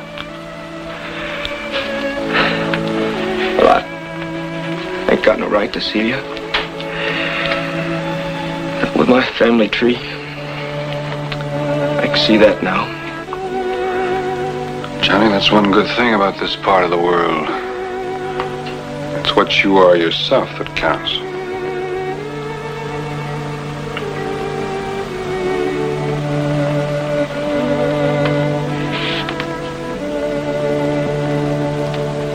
I'd have to tell her. I think so. And her father? Her father, too. He'd never in the world... But not right now. Not for a while yet. You just go on doing like you have been doing.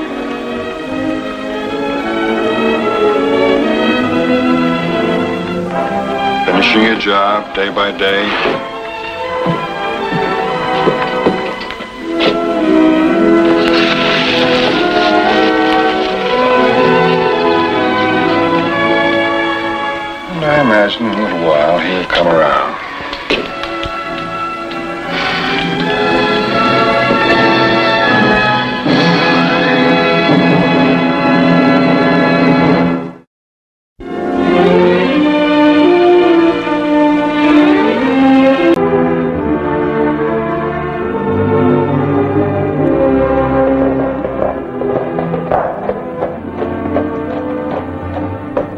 the railroads moved west, so did the cattle trails. And often as not, they left towns that once roared like a lion, but now lived out their days as sleepy as a sun-baked cat. Sand City was such a town, and my friend Marshal Roy Stanton had earned his right to enjoy its peace and quiet. You Marshal Roy Stanton? That's right. I don't like your town. Get your dirty feet off the table. I might want to use it. Mr. Bardeen wants service. You hear? Now get behind the bar where you belong. You say Bardeen? Bardeen of the B-Bar-B down in Texas. I hear tell you used to be pretty rough on the B-Bar-Bs. Yeah, there's a crew old Bart Bardeen had. Hey, wait a minute. I bet you're his boy Bud he used to talk about. He's Mr. Bardeen to you, old man. Tell him, Bud. My dad said this is one town that couldn't be treed. I don't believe that. Now I'm going to tell you the same thing I used to tell your daddy. You have your fun, but don't shove.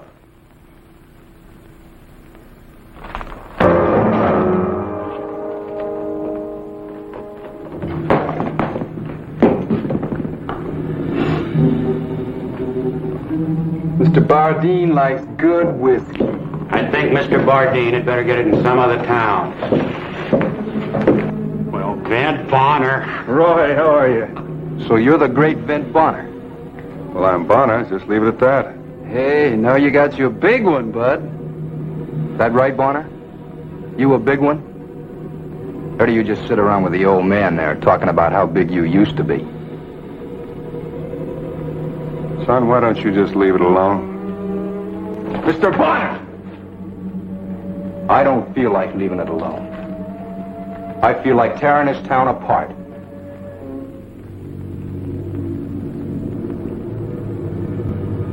I'll buy you boys a drink.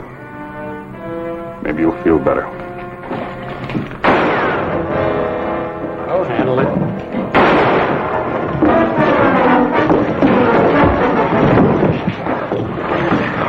I'll kill you for that! With what?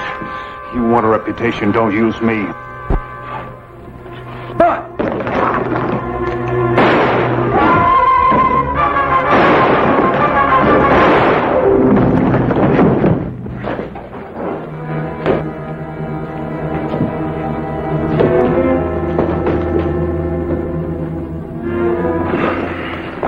not going to be using this shoulder for a while.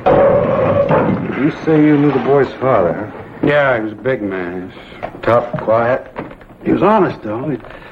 Then I'm worried about that kid with Bud. He's going to beat it straight back to Bardeen. He's going to lie about this killing to save his own hide. They're going to be looking for you. I got a right to explain how it happened. Bent, you can't just tell a man his son has to be killed. Not until he's had time to think. Yeah, maybe you're right. I'll play it your way. Best, man. I'll let you know where I am in case they want me.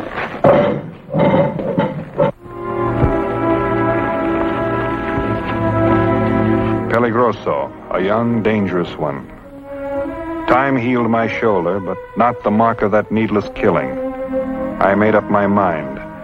I picked up Bud's things Art had been holding and started the long ride south. The B-Bar-B had been a big and important spread, but it looked as though time had changed that, too.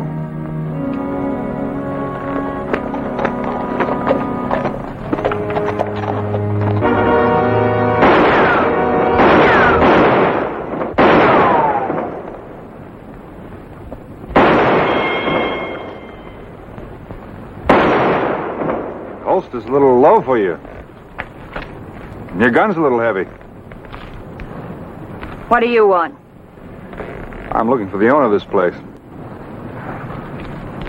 You found me. Oh, well, I heard you were taking on hands. Another gunman, huh?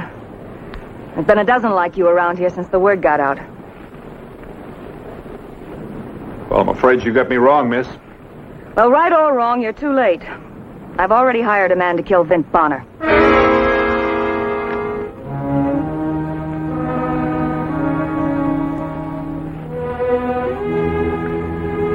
No Bardeen ever sent a man away hungry. Go on around to the bunkhouse and wash up. Thank you. What'd you say your name was? Well, I didn't say, but will Jones do? All right, Jones. Thank you.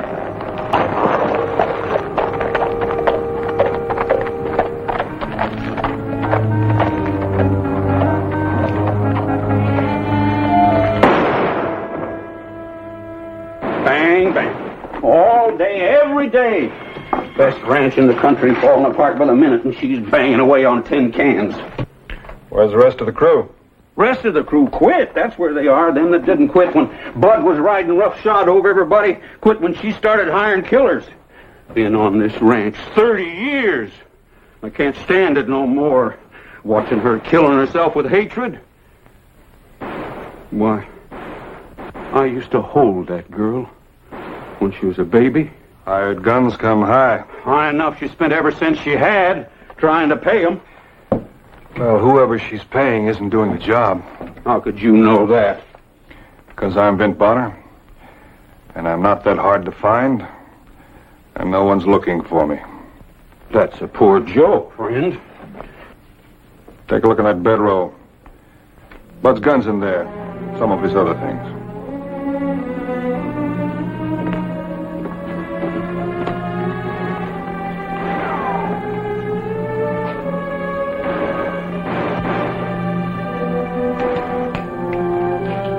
I ought to kill you. Not with an empty gun, you won't.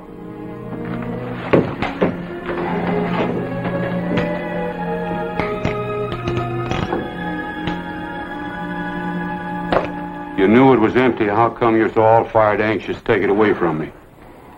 I don't like a gun pointed at me. Even an empty one. When Bud held it, it wasn't empty. Well, Jones, I don't know what to think. All I get around here for 3 months is Vint Bonner, Vint Bonner, Vint Bonner. Oh, how come you throwed that name at me? Because it's my name. If you was Vint Bonner, what would you be doing here? Maybe trying to prove that I didn't kill a boy in cold blood. Won't do you no good. Not with her, anyway. But with you? Ever raise a colt? Looked like he was going to be the best gall-daring cow horse in the whole country. In spite of anything you could do, he turned out to be a killer. That was Bud. He wasn't no good, I know that. I think maybe Laurie knows it too, but if she admits it, it's like admitting she failed at something she had to do. Another killing isn't going to cure anything. Well, maybe it won't cure it, but it's like taking a pill to keep you going. You hadn't killed him, somebody else had had to do it. It's just that he wasn't worth what he's done to Laurie. Look, Fisher, I took something away. I didn't mean it that way. It just turned out. But I'd like to try and put something back. Well, I reckon I can understand that. You know, this isn't a bad ranch. Bad? Why, if the proper man was to pitch in here, there's cattle left. If a man was to round them up. And I ain't never seen a fence yet couldn't be fixed. I've seen 20 men in this bunkhouse in the old days, and I've been up that cattle trail a dozen times myself. Why, I know Sand City. Oh, that's the place it happened, ain't it? Say there was a young fellow with him. Oh, Collie Smith. Yeah. Why, he come back here and told Laurie that you shot Bud in the back just to get a notch on your gun. Almost came out the other way around. Where is this collie? Well, she sent him with this gunman, Craig, his name was. You know him? Well, Collie was supposed to identify you, and then he was supposed to see that you was really dead when this Craig come back here to collect his final payment. Gives a man a funny feeling to be talking about his own funeral. Oh, well, yeah, I guess it does at that. Oh, Laurie. Laurie, I've been talking with Mr. Jones here, and, well, he's kind of down on his luck and sure could use a job. Can't pay anything, you know that. I wasn't thinking about money. I was more interested in a place to bed down and some steady chuck. Maybe if we had some help, we could still ship a few cows. Try it a few days if you want.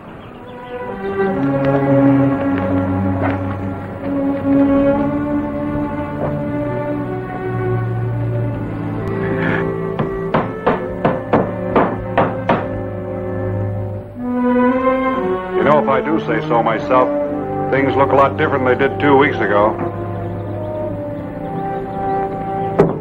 Something else looking a lot different around here, too.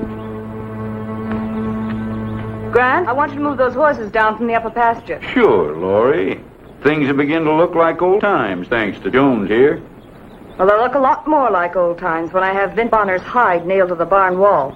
Oh, honey, I know you think you're doing what your daddy'd want you to do, but... Go and get those horses, Grant. Yeah.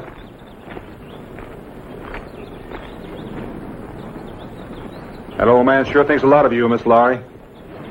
Doesn't give him a right to do my thinking for me. Maybe he's just worried about that man Craig you've got on your payroll. You trying to run my business too, Jones? No, ma'am. But I've been around quite a lot. You picked me for a gunfighter, remember? Maybe you're right, maybe you're wrong, but I've known a lot of men like Craig. You figure he's just taking my money, don't you? That's right, ma'am. I do. I've known that for some time. I just wrote him a letter telling him I couldn't pay him anymore. That's good. That means you're giving it up? Giving it up? Why do you think I practice with that gun every day? Just a minute, Miss Laurie. You're not going to face it out with a man like Bonner? No, I won't face him. When I find Vint Bonner, I'm going to give him the same chance he gave my brother. I'm going to shoot him right in the back of the head.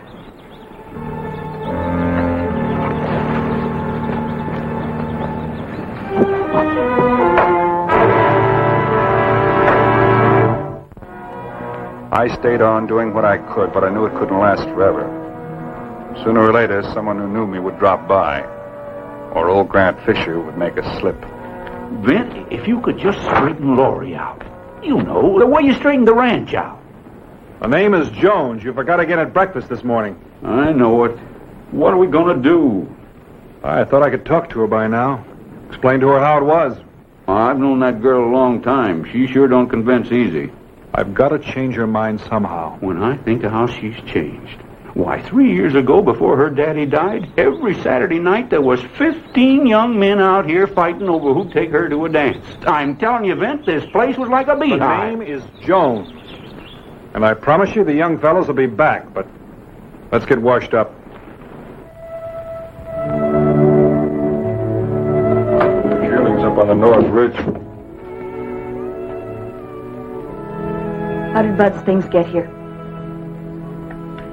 Marshal up at Sand City sent him down. We didn't want to worry you about it.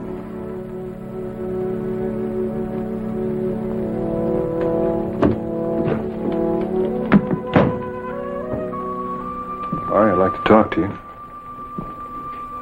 You're leaving? No, not that. I'm glad, Jones. I know it hasn't been very pleasant. You've had a lot on your mind. For a long time. Dad's long illness. And Bud. Perhaps before that. I'm afraid Dad was pretty disappointed when his first child wasn't a boy. Well, that's no reason for you to try to act like a man. There wasn't much choice. By the time I grew up, the big cattle boom was over. I saw only one herd go up the Sand City Trail. We were always short-handed here, and so I did my part. You feel like talking about Bud? Yes, I think I do. Seeing these things here. Oh, Jones, I want so much to think he tried. Grant said he had a wild streak. Well, what do you expect? My father fought for every inch of this land. He had the wildest crew on the trail. That's all Bud ever heard. He worshipped his father. He was just trying to be like Dad, that's all. Times change, Laurie. What's acceptable in one time isn't in another. Well, murder never is. That's why I hate Bud's killing so. One more chance. Just one more chance and he might have straightened out. Why does a boy like Bud have to die? A killer like Vint Bonner goes on living. Well, you never can tell. This Bonner may feel just as sorry about the killing as you do. I'd expect you to say that, Jones. Because you believe it? No. No. Because you're good and kind. You always look for the best in people. Even in a killer like Bonner. There's a lot of good in the world, Laurie. In your world, maybe. But don't invite me to live in it. Because I don't believe it.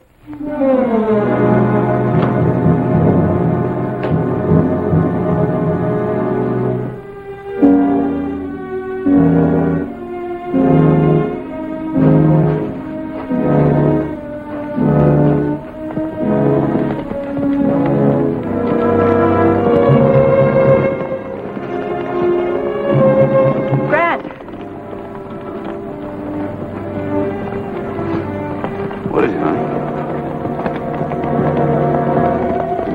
Collie and Craig.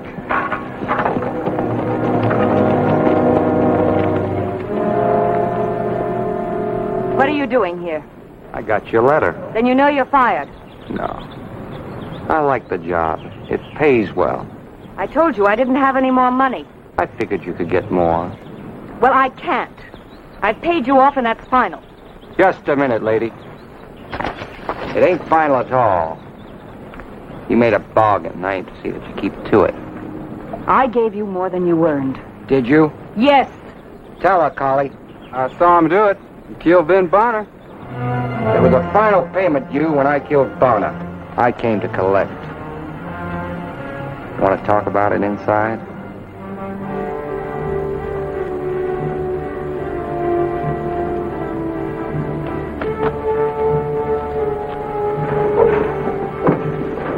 You're lying, Collie. You lied about the way Ben Bonner killed Bud, and you're lying again now. Well, Emma, well, you better prove it. She sent me with Craig to make sure he did the job, and I made sure. Now, get her!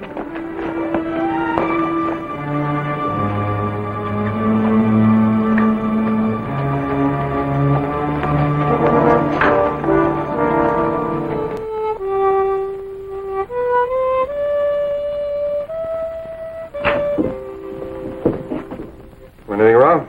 You got to get out of here quick. Why? Well, Collie and Craig, they're here.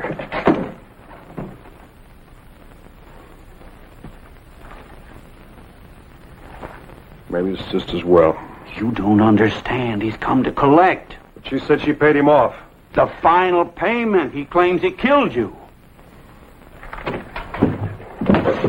You stay here. I told you I didn't have it. You got a ranch. That'll do. That's what you were planning all along, isn't it? That's right. No. You look.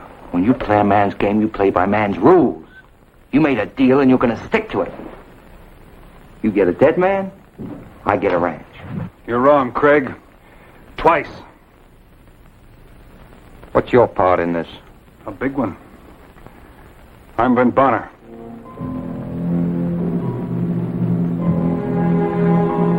Thanks for trying, Jones. I'm afraid it won't work. As Craig said, I made the rules. Collie said he did the job. Collie's lying. So Collie's a liar. Am I?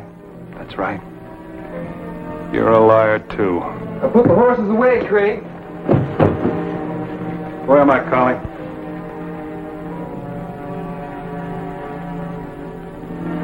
So, you're Vint Bonner. That's right. That makes you a liar and a thief. Now get out. Now, you wait a minute. We were talking business here. Your business is over. I don't see it that way. I had it figured to make some easy money without killing you, Bonner. You should have left it that way. I told you to get out. It looks like I'm going to have to take this ranch fair and square.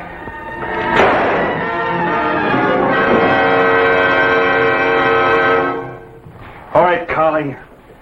You want to see a killing a day in Sand City? Now it's your turn. No, Mr. Bonner, not me, please. Go ahead, Collie. I'll make you the same deal I made Craig. No, Laurie, you got it all wrong. I lied to you. It wasn't the way I said. He didn't shoot Bud in the back. And it was your fault, wasn't it, Collie? You gave him the gun. I shot your brother. After he'd shot an old man and shot me in the back. I didn't want to tell you this way. But maybe it's the only way that'll work. Your brother was a rotten, no-good kid, just like this one. They were two of a kind, and you knew it. When you admit that, you'll start to live again. If you refuse to admit it, well, here's a gun. Use it. It's the only way out.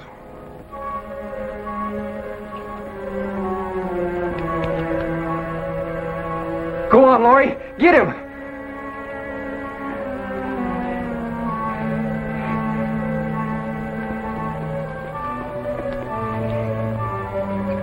Get out.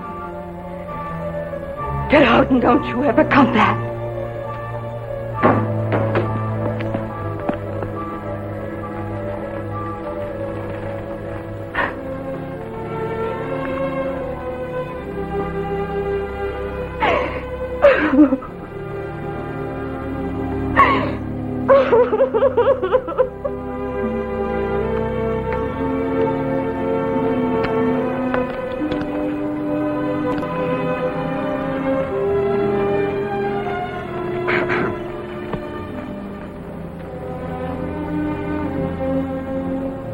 The truth isn't always easy to face, Mr. Bonner.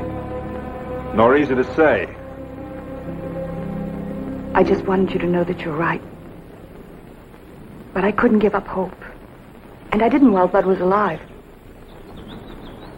But after he was gone, I had to cling to something. I can understand that. I know I don't have the right to ask you, but... Well, if you could stay on a little while longer, maybe we could get those cattle down. Well, I think they could be arranged. On one condition. What's that?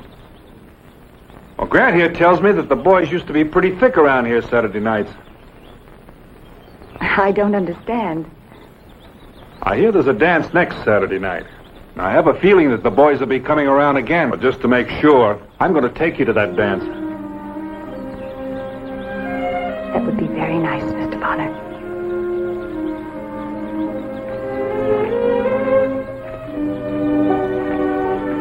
Now, if she'll just quit trying to be a man and remember she's a woman. Oh, I don't think you'll have to worry about that anymore. Saturday. You know there's a full moon next Saturday night?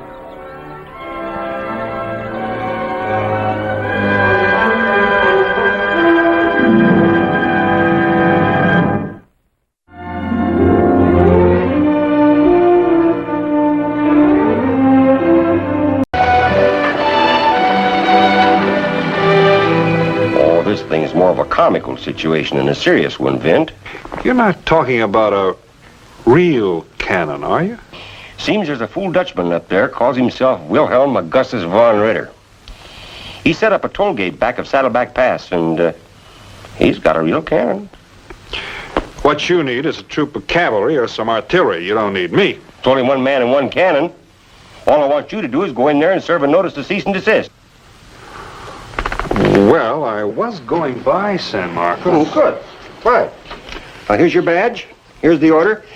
And here is a copy of the Constitution and Bill of Rights. I hear this fellow studied up on the law.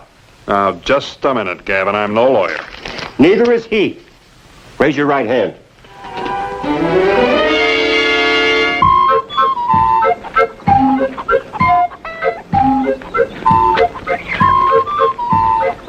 Good morning, Kurt. Oh, good morning, Miss Heidi. I just finished churning some nice fresh buttermilk. Thank you, Miss Heidi. Ah, that's good. Good. Oh, you better put on your uniform. Here comes a customer.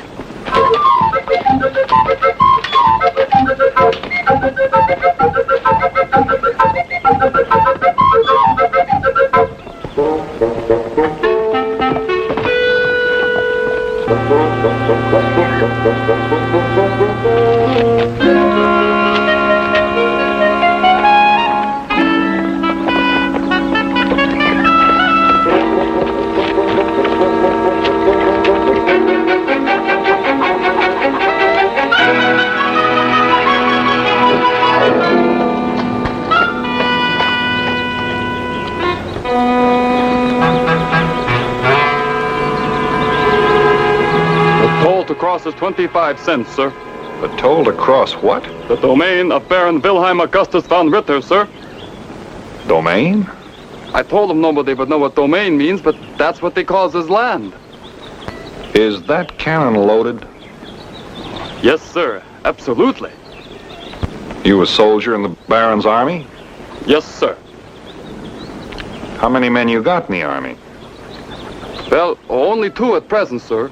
Just me and the Baron. But we don't need a big army with that cannon. If I jumped over that post, you'd shoot me with the cannon. Oh, no, sir. The Baron is the only one who's allowed to shoot the cannon.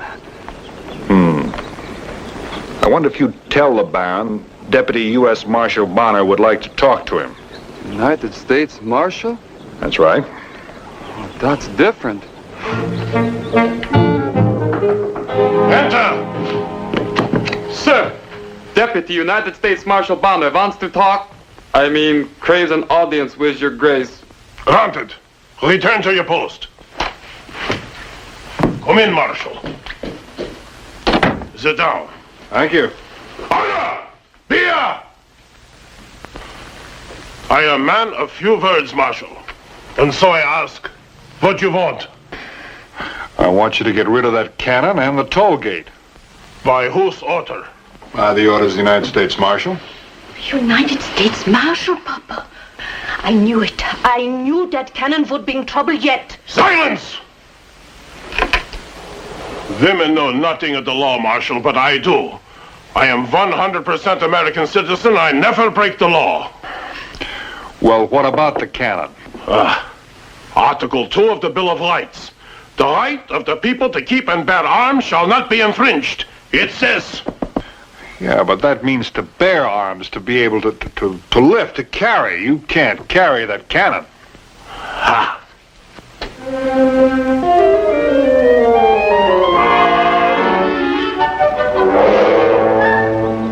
Now, first things first. The right to bear arms.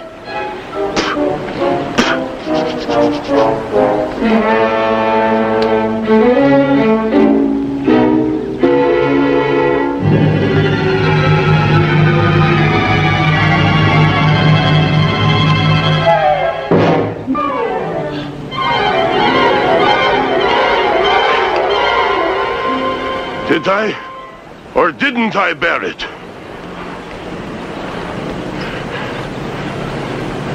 Well, I guess you bore it. And another thing, Mr. Deputy Marshal.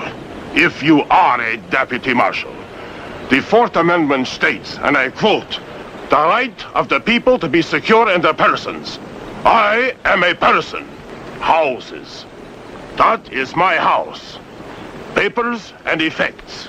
My cannon is an effect. I would say your cannon is more of a cause than an effect. Against unreasonable searches and seizures shall not be violated. It says, Well, this warrant was issued on probable cause, supported by affirmation, and it describes the place to be searched and the thing to be seized. Meaning my cannon? Meaning your cannon. Court! Raise your hands, mister.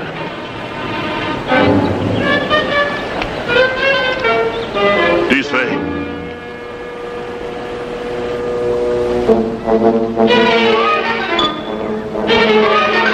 This way.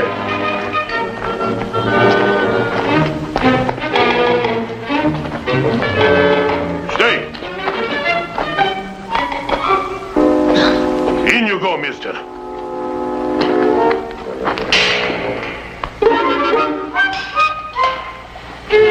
Oh, Tunk! Back to your post. March! Yes, sir.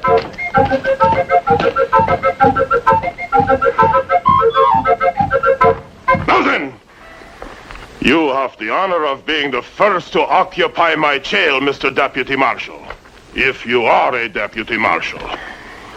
You saw the badge. Maybe you found it. Maybe you stole it. But here you stay till I write to Austin to find out.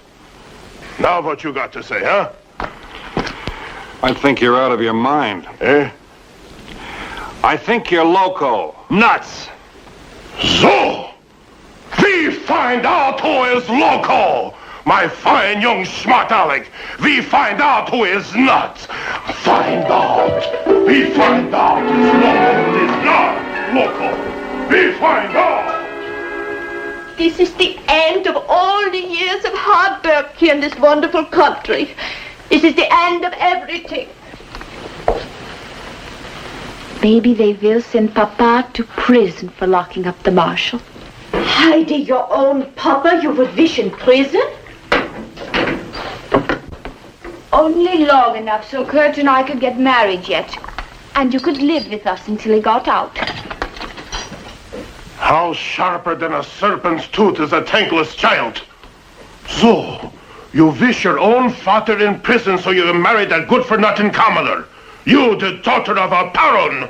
But, Papa, we were engaged already before Cousin Rudolph died. Rudolph was only second cousin. Second schmecken, the title passed to me. You should be proud. I would rather be happy. And I was real proud of you.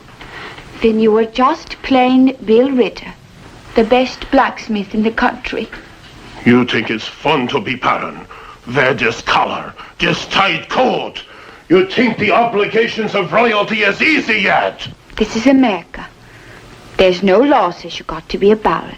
The law of succession says I got to be a baron. Passed down for 600 years. The barony of Wolfgang von Brandenburg Ritterhaus von Schnell. I have spoken. Take the prisoner his food. Not you, Heidi. You, Anna.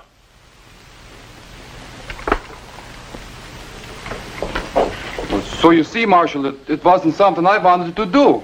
I'm a soldier, and the soldiers got to obey orders. You were obstructing justice. You threw down on me with that gun of yours. That could be a very serious offense.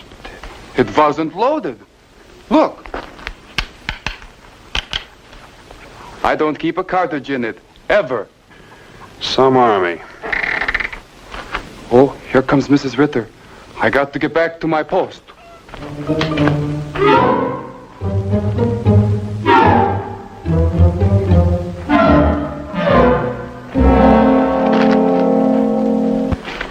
Good day, Mr. Marshal. I brought you some lunch. That's very kind of it, Mrs. Ritter.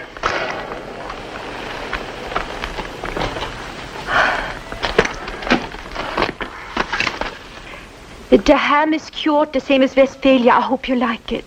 Looks nice. The pole beans we raised right here. No strings hardly. They're delicious. And the cage is clean. I cleaned it out myself with creosote. Besides, Charlie's been dead 3 years. Charlie? Yeah, our pet bear that used to live in there. Wilhelm used to wrestle with him. He squeezed him so hard he died of colic. Oh, I'm sorry. How long you think? 6 months, maybe? He's gonna keep me locked in here 6 months? Ach, lieber Himmel, no. No. I mean, how long will Papa be in prison for locking you up in Charlie's cage? Oh, well, I don't know. Locking up a federal marshal's a pretty serious offense. Even with very good food? Tonight I make strudel with custard sauce. Why don't you talk to that husband of yours? Then he was a plain blacksmith, Mr. Marshall. He would listen to me. But now, since he got to be a baron, he listens to nobody. Nobody. I see. It's like the responsibility of being royalty all of a sudden has gone to his head. How long has he been a baron? For nearly 2 months now.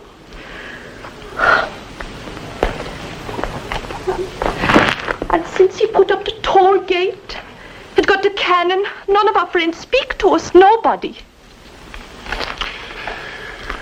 Well, it must be pretty hard on you and your daughter. Well, maybe when he's asleep tonight, I can get the key. Maybe if... If what? Well, if you would promise not to hurt him. You see, I still love Papa, even if he is a baron. Well, your husband's a very big man, and I don't like to make promises I couldn't keep. Wilhelm is the strongest man in the county. There's nothing that would stop him but to shoot him with a bullet, with a gun. But I can't do anything that would cause Papa to be shot. Yeah, well, I know how you feel, Mrs. Ritter, but I'm afraid I couldn't... You can't promise. Yes, ma'am, that's it. Well, I'll try to think of something, Mr. Marshall. Yes, ma'am, you do that. I'll be right here in Charlie's place.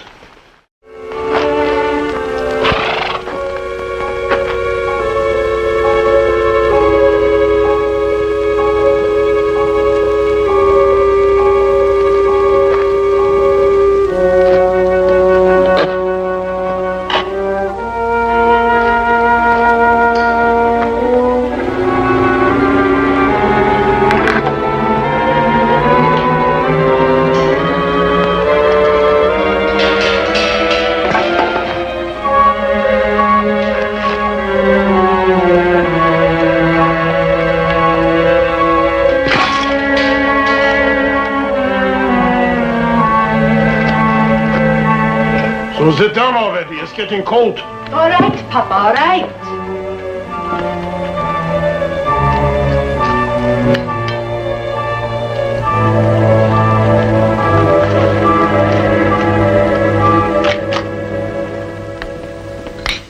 You're putting enough food for 2 men. What are you trying to do? So at least he can't say we are stingy. Huh? If I might say so, sir, I think you are making a mistake. Did somebody ask you? Well, I think he is a real marshal. A deputy, that is. And I think you are guilty of insubordination. Maybe you would like to join him in the barricade, huh? Papa! And you too. Maybe I'll lock up the whole shebang until I get some proper respect around here. You are spilling tobacco on the tablecloth, Wilhelm. And what if I am? You can be the baron everywhere but in my kitchen. Here, I'm the boss. You behave here or gives no more cooking. Now, Anna. I think she's right. What the? All right, sit back down. But how? Please, Marshal, Papa, be still. He's out. And you keep quiet, Kurt Braunfeld. Kurt, do something. That's an order. But I ain't even thinking of doing something. You are fired. Dishonorable discharged.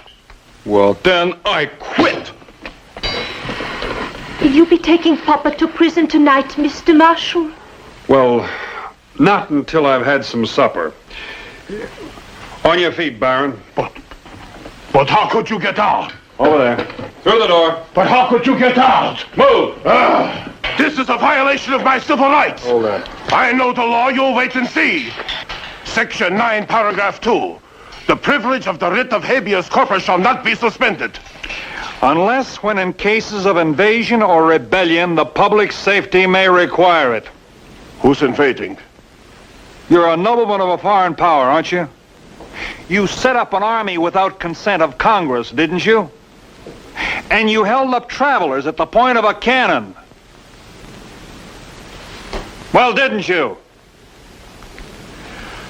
No person shall be compelled to be a witness against himself.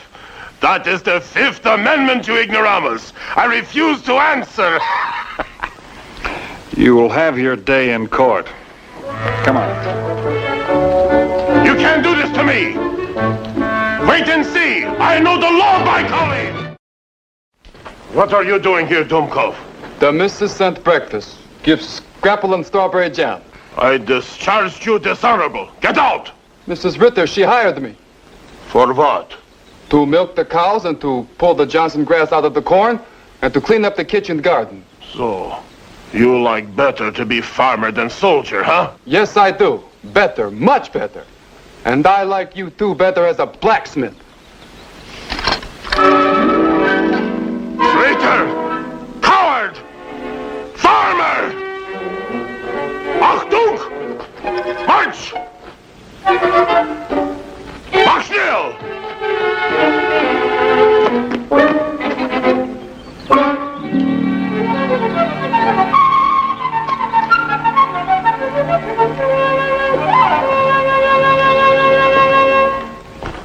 Well, Baron, your troubles are over. So, you found it in the Constitution like I said you would, huh? You can keep your title, your toll gate, and your cannon. I knew it. All the time I knew it. Unlock this door. And you can take your title, your toll gate, and your cannon, and you can go back to Germany and stay there. But I don't like it in Germany. I like it here. According to the Constitution, you forfeited your United States citizenship. That's a lie. Show me, show me. Right here. Article 1, Section 9, Paragraph 8. Read it. No title of nobility shall be granted by the United States, and no person holding any office or profit. I can read. Holding any office of profit or trust under them shall, without the consent of Congress, accept any present emolument, office, or title of any kind whatever from a king, prince, or foreign state. That means me? That means you. But I want to be an American. You don't act like that. You act like you want to be a baron. I didn't be a baron on purpose, Dumkov. Watch your language, fat boy. If somebody dies and makes you a baron, what can you do?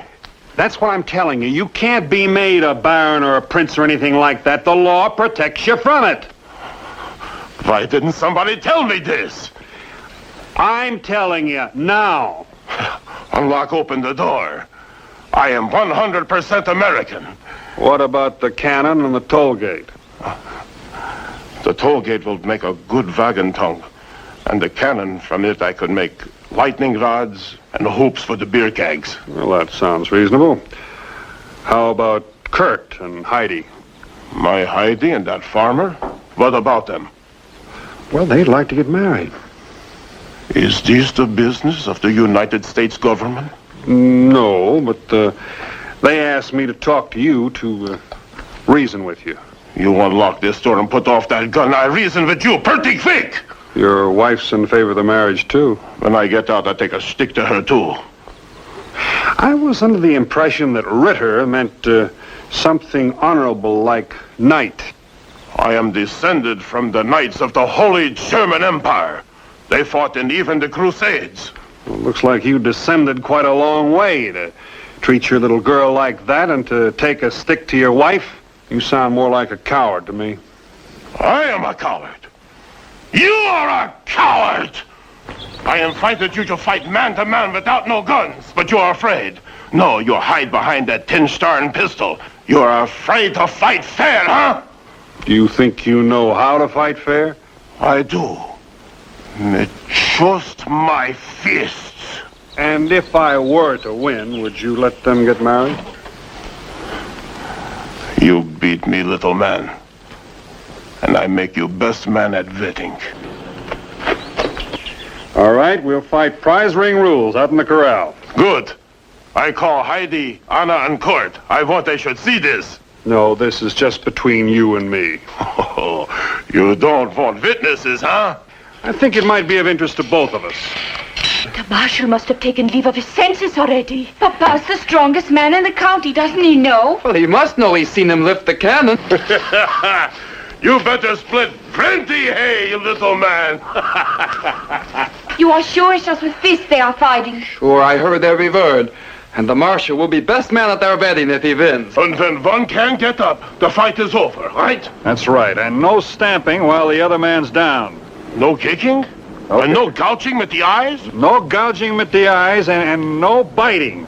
Just with the fists? Just with the fists. Prize ring rules. Prize ring rules.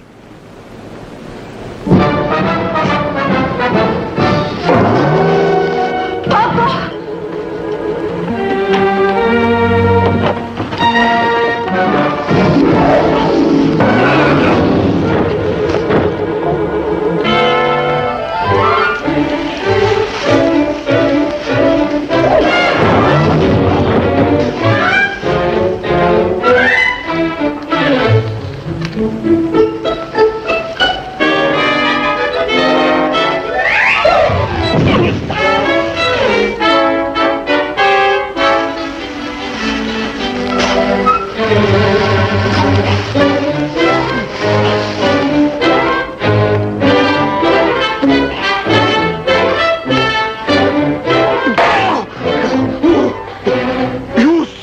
Kicking!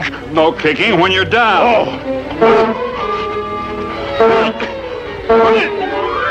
Not always in the nose! That makes me very mad!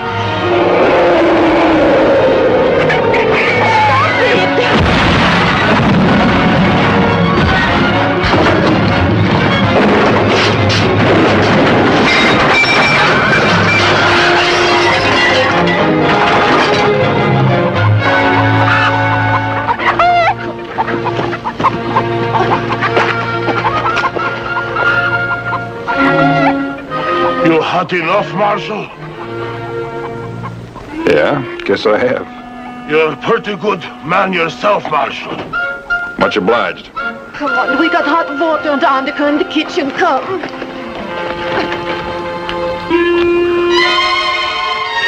Marshal, before you go, there's one thing you should know. You almost had me licked. No. Yeah. My wind was gone. Oh, what's this? Just a little lunch, so you won't be hungry. It's a long journey to St. Marcos. Oh, that's very nice of you, but... Ah, take it. We got plenty. Well, thank you. That's very considerate. Maybe you come to the wedding. The wedding? Papa said yes. Yeah. Well, good for you, Papa. Maybe I will at that. Well, goodbye. Goodbye.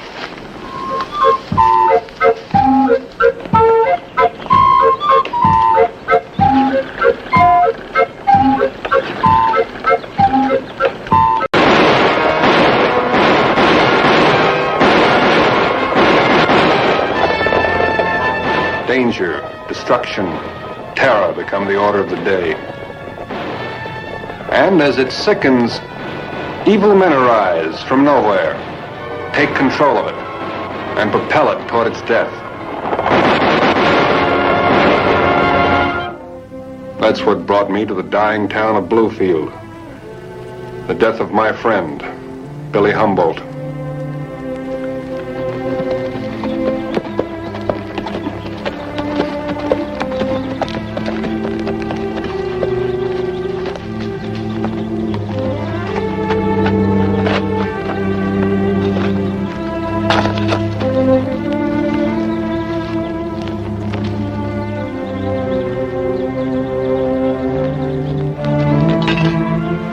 Late for the preaching, mister. So I see. Did you know old Billy? Yeah, I did a while back. How did he die? You're asking the wrong man, mister. Why is that? That's a question you better ask somebody else.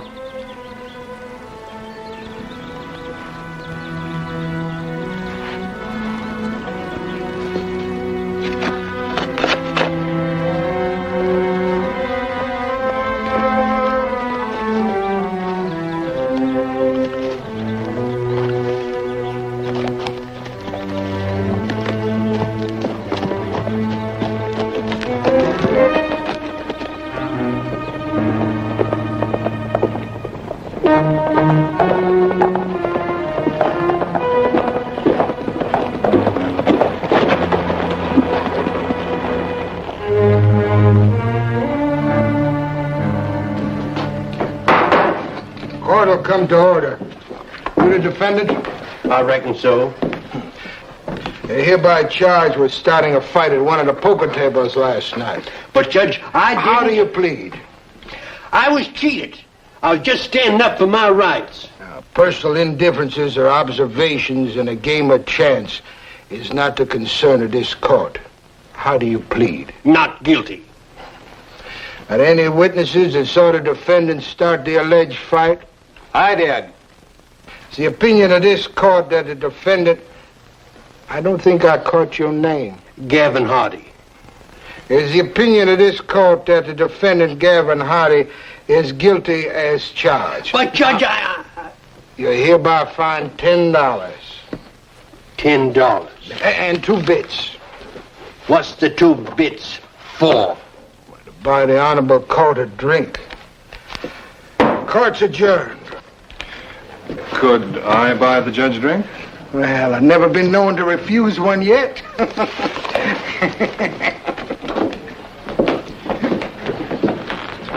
Give the magistrate a shot of your best bourbon. Judge, I see you don't believe in long-winded trials. Well, no, we here in Bluefield feel a man should be given a just and speedy trial. I see. Your health, sir. Well, I guess I better be running along. Judge, before you go, I wonder if I might ask you a question. I'm happy to oblige if I can.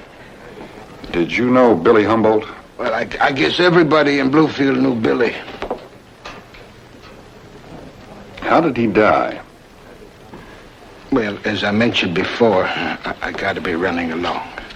Good day, sir.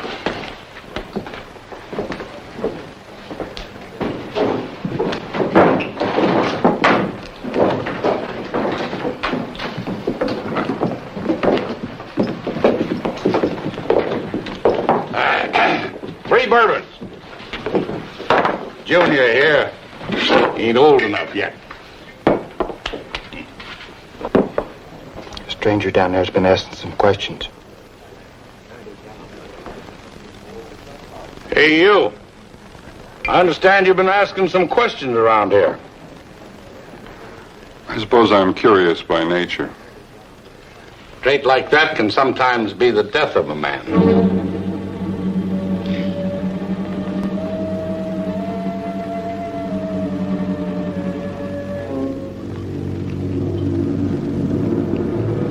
Mighty fancy guns, boy.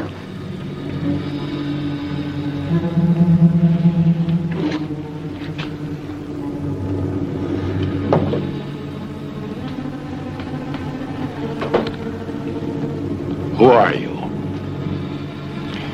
Nobody in particular. Well, listen, Mr. Nobody. You better move on out of Bluefield, and you better take your questions with you. I'd much rather take the answers.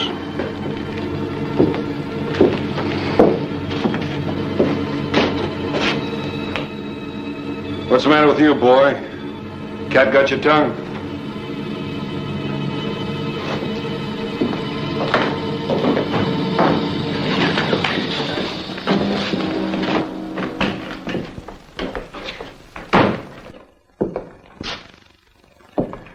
Sheriff Clark?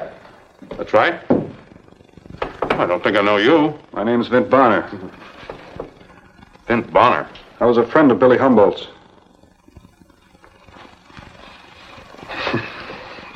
Pardon me. You know, there's a Miss Ulrich across the street always makes this lunch up for me. 15 years ago, if I'd known she was going to turn out to be a cook like she is, I'd have married her. Look, Sheriff, why is it every time I mention Billy's name, someone changes the subject? Why'd you come here? I'm an old friend of his.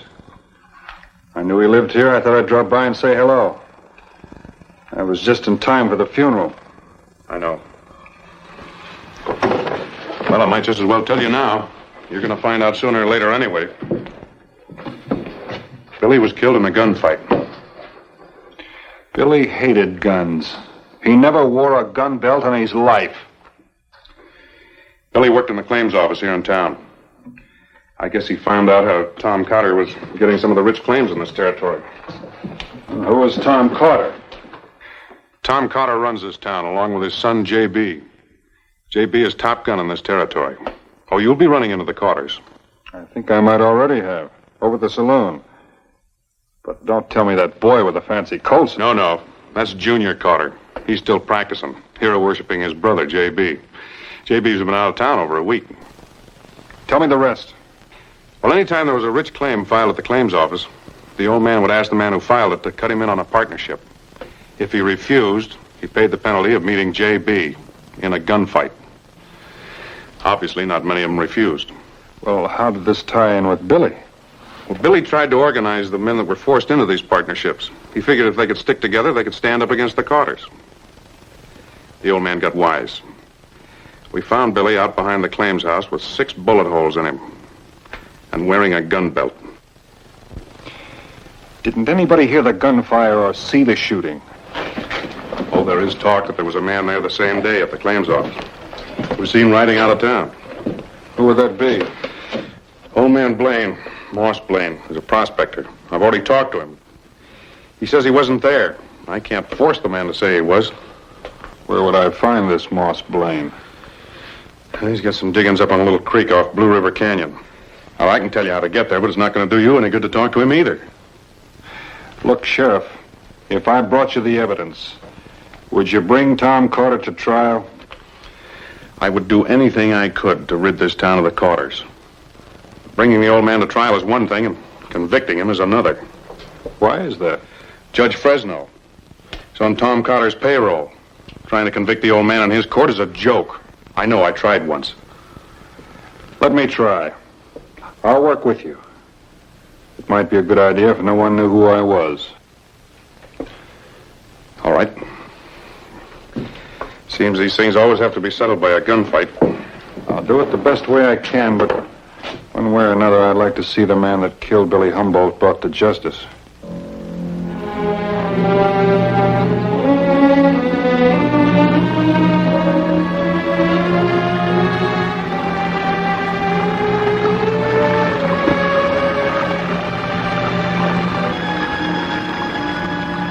You, Moss Blaine? That's me. I was a friend of Billy Humboldt's. Billy, huh? That's right. I hear you were around the claims office the day he got shot. Who told you that? You were seen. Well, maybe I wasn't, maybe I wasn't. What do you want from me? I need your help. I want to bring Tom Carter to trial. Your testimony could convict him. Well, Billy was my good friend, but there ain't nobody going to bring Tom Carter in. Not with J.B. around. You're wrong. I'm going to bring him in. I'm asking the sheriff to deputize me. When did you know Billy? Long time ago. We were boys in Arizona together. Billy talked about a boy that growed up in the town he come from. A boy that'd win all the turkey shoots from the menfolk. Man, now, he's still winning all the shooting matches. Not always for turkeys, though. That you? Bint Bonner? That's right, Moss. And I'd like to know how Billy got killed and why they found him wearing a gun when he never wore one in his life before. I'll tell you, Bonner. I'd have told before, but it wouldn't been no use. Only got me killed. Up to now, Tom Carter don't know that I seen him kill Billy. How did it happen? Billy found out about all the men that Carter'd made to sign over half interest in their claims. He'd taken a paper around for the men to sign so he could turn it over to the United States Marshal. I see. Well, Carter found out about it. I was just riding up to the claims office when I seen him and his 2 hired guns drag Billy out back. They didn't see me. He took all 3 of them to strap that gun on Billy. Carter said he wanted it to be a fair fight. Billy didn't even draw. Nothing an old man like me could do to help him. Carter shot him down in cold blood. The first shot killed him, and then he emptied the gun at him. Will you help me, Moss? Yeah. What do you want me to do? I want you to testify against Tom Carter. You better stay hidden up in these hills. I don't think he'd like the idea much. I'll keep in one hunk. I wouldn't miss that trial for a nugget as big as your fist.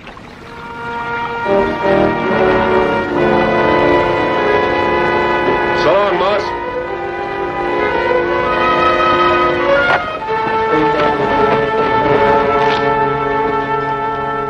This'll be draw. Jacks are better. Well, what do you think you're up to, Clark? Oh, I know what I'm up to. Yeah? I'm putting you under arrest. You're going to stand trial for the murder of Billy Humboldt.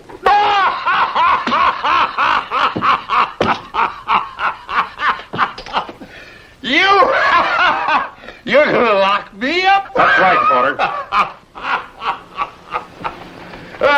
On your feet, loudmouth. You keep sticking your nose in a hornet's nest, Mr. Nobody, and you're going to get stung permanent. Pa, let me have you. Oh, no. You're not ready, son. JB will be back in town tomorrow. He'll take care of Mr. Nobody for us. Pa, you're not going to let him jail you. Why not? Ought to be a very interesting trial, huh? You look like a gambling man. I'll lay you 3-1 I walk out of this courtroom a free man. What do you say, Mr. Nobody? I say let's get going. Pa, don't go with him. I can handle him if no one can. Look, I've had a belly full of you, Quarters.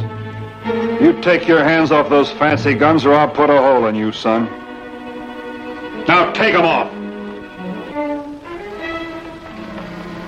JB will take care of him, son.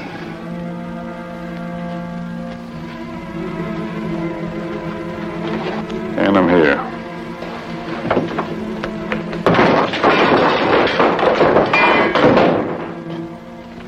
Now move. Keep a seat warm, boys. This won't take too long. I'll have my say before this trial is over.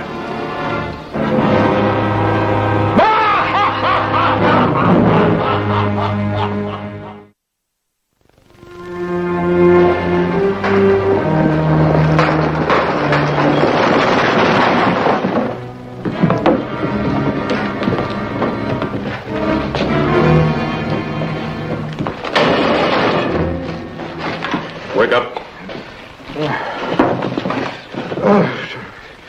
Oh, hello, JB. I was just... Never mind what you was having. Where's Paul? Haven't you heard? Heard what? What are you talking about? About your father? What are you trying to say, you drunken slop? Well, your father's in jail. In jail for what? The charges for the murder of Billy Humboldt. But don't worry none, JB. I wouldn't let your father down. He's got nothing to fear. As long as I'm on the bench, You mean to sit there and tell me that my pa was arrested by Sheriff Clark? Well, there was another man with him, a stranger here in Bluefield. Clark deputized him.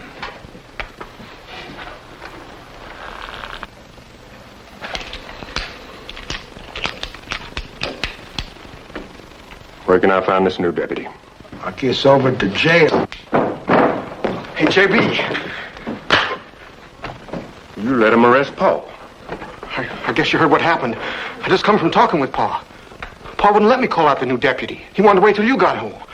Oh, I wanted to take him out, JB, and I'd have done it just like you showed me. Only Pa wouldn't let me. Wait a minute, JB. Pa doesn't want you to do nothing yet. He wants to stand trial. Then when he gets let out, they can't try him again no matter what they find out. Isn't that right, Judge? They call it double jeopardy. That's right. And after the trial, Pa says that new deputy's yours, JB. All yours. All right. I reckon Pa knows what he's doing.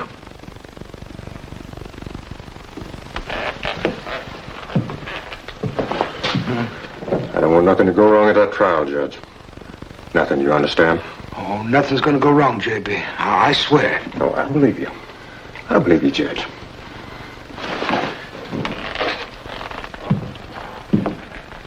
Well, now, I don't guess it'd do any harm to go over and have a little talk with that new deputy, would it? I'll go with you. He's over. No. You stay here and get him sobered up. And you better stay sober until the trial, Your Honor. Be careful, JB. Nobody knows who he is. Talk is he might be a big-time gunfighter. Good. The bigger time he is, the better I like it.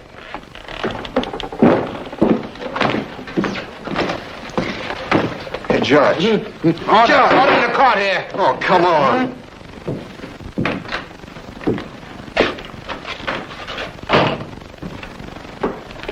You the new deputy sheriff? That's right. I'm J.B. Carter. Somehow I figured you might be. What are you reading, deputy? Book of poems.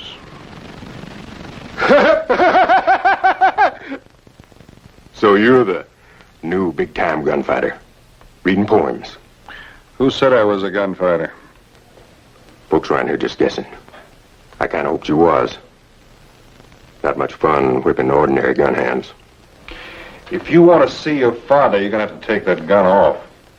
Don't you be giving me no orders, deputy. Or else I might not wait until after the trial to kill you. Oh, you going to kill me? You know where I've been, deputy, this past week? I rode all the way over to a little town 100 miles from here just to meet a man who's bragging he's faster than I am. His name's Clell Pierce. You probably heard of him. They give him a real nice funeral. You're a good-sized man, deputy. I just hope you'll fit in that grave up on Boot Hill, next to Billy Humboldt.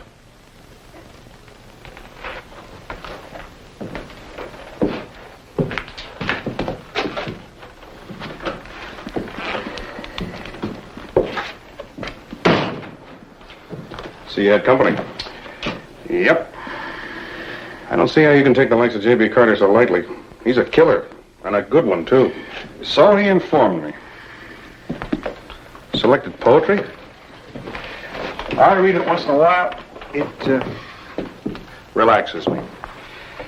I gave Moss Blaine your message. He said he'd be here Thursday noon in time for the trial. Thanks. I'm going to be leaving town for a few days. Leaving? Yeah, I've got this idea I want to work out. I'll be back in time for the trial. I guess you know you're going to have to fight J.B. I know. I'll wager he'll look you up as soon as the trial is over. I'll be here. Oh, Vint, one thing about J.B. He always rubs his trigger finger against his thumb. When he stops rubbing, he draws. Thanks, I remember.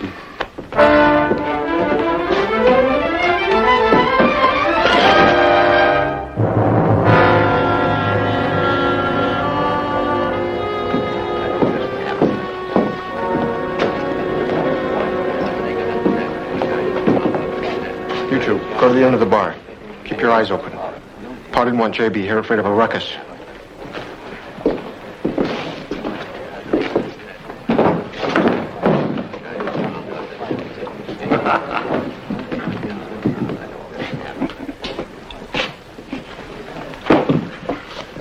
Where's Judge Fresno, Clark? It's 12 o'clock. I want to be out of here at 12:30. I hear tell as how there's going to be a pretty good gunfight after the trial. He's been sent for, Carter. He'll be along directly. You better be. Now, boys, I want you all to know after the trial the drinks are on me. Get that? There's the judge, Sheriff. What are you trying to pull, Clark? Where's Judge Fresno? Judge Fresno isn't going to try your case, Carter. What do you mean he won't be trying my case? Billy Humboldt worked for the United States Claims Office. Killing him was a federal offense. I want you to meet Federal Judge John Clement. Federal Judge? All right. So you got yourself a federal judge. You still can't prove that I killed Billy Humboldt. We might. We've got a witness that saw you put 6 slugs into him. Sheriff, bring in Moss Blaine.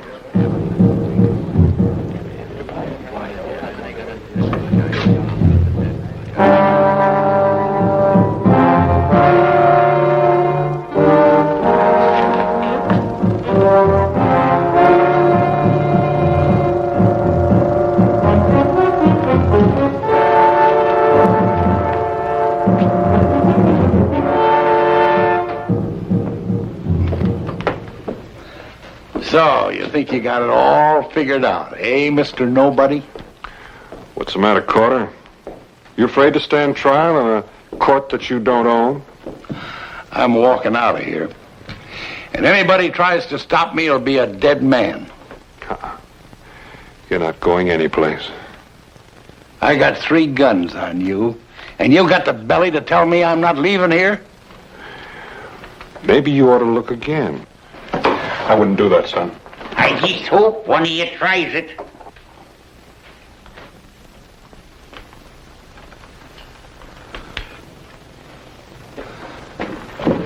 I think we can start the trial now, Judge. There ain't gonna be no trial today.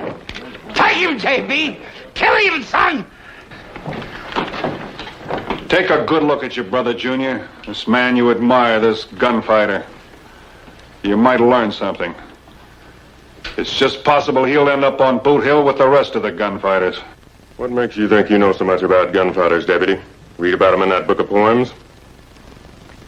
Or maybe you're a gunfighter, ashamed of your own name. I'm not ashamed. My name's Bonner. Vint Bonner.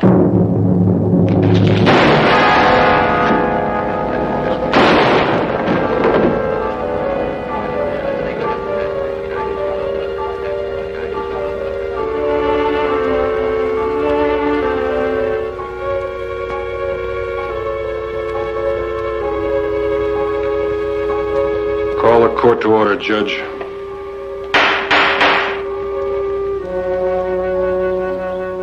Billy was dead. Nothing could change that. But maybe not in vain. Maybe his town might live.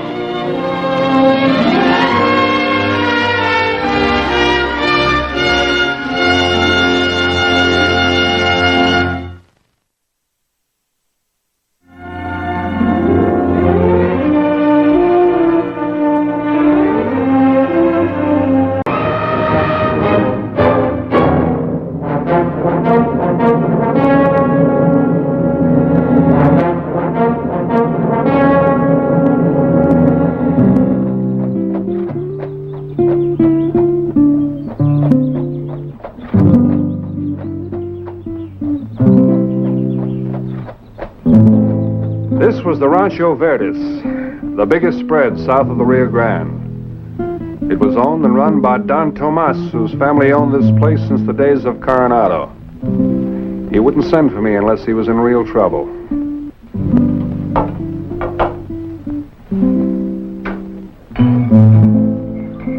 Slowly, Fernando, slowly. We must not rush the freedom of this ancient one.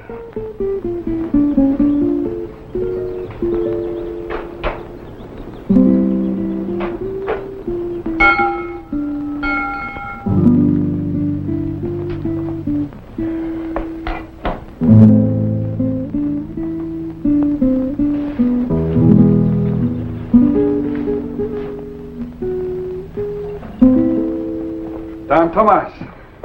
Mi amigo, I knew you would not fail me. Well, it didn't sound like an invitation I could turn down. It is not exactly a fiesta. But it can wait. You look as if you have accumulated half the dust in Mexico. Fernando, Senor Bonner will have a hot bath. And a glass of Madeira to make us comfortable. That'll be fine. Senor Bonner, my trouble is like this wine. For many years, you take care of it tenderly. Then you allow it to get out of its bottle. Look at the color. Perfect. Taste, the bouquet. It is what I expect from this family of grape. Unless it picks up a flaw from something outside. Don Tomas, I'm afraid I don't understand. Senor Bonner, you must be tired. Won't you sit down? Thank you.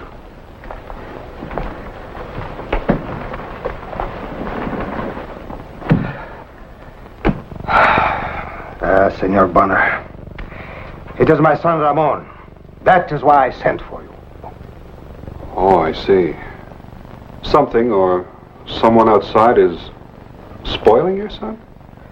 It is so simple to say, yet so big a trouble. He rides with the devil. I understand the devil's a pretty tough hombre to tangle with. Carlo. A boy now, perhaps, but tomorrow, quien sabe, a wild one. A small one with big ideas. He calls himself El Diablo. Your boy has fallen in bad company, is that it? Ramon is high-spirited, yes. But he is not evil. But he will be evil if he continues to follow Perez. You have laws down here. Why not let them take care of Perez? Senor Bonner, Mexican law is like the American law. Someone must catch the thief first. No one can catch Perez. As far as we know, Perez and the others, they have chased a few cows, frightened a few peons. No one complains. What can the comandante do? Well, if you excuse me, it sounds to me like some youngsters sowing some wild oats. Senor Bonner, I have a feeling, an instinct. Ramon is having a good laugh now. But what if Perez leads him to spill blood? Mm-hmm. Where would I find this devil of yours? I do not want you merely to find him. I want you to discredit him, to show Ramon the foolishness of it all. How? I want you to ride with the devil. Me, a gringo, ride with a Mexican wild bunch? Not as a gringo, as a caballero. Don Juan de Lada of Sonora.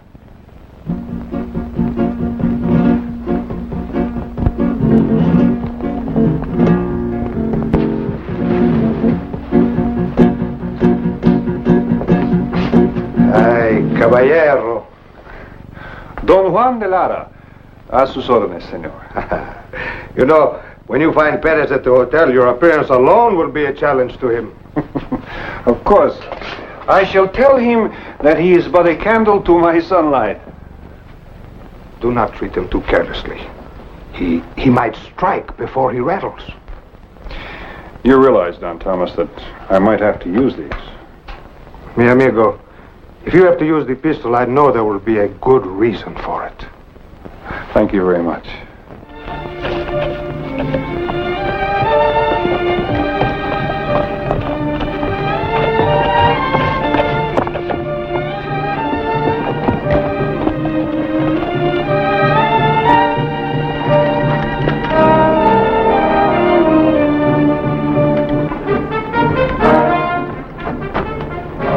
Here, senor, take my horse.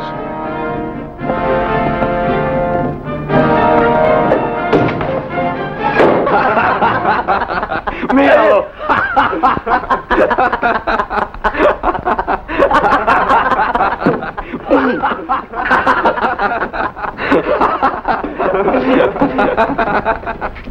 Hey, you missed.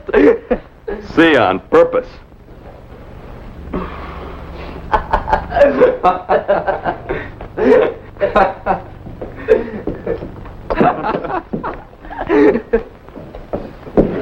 I will take it. You know, children should not play with knives. Always guns. They can get hurt.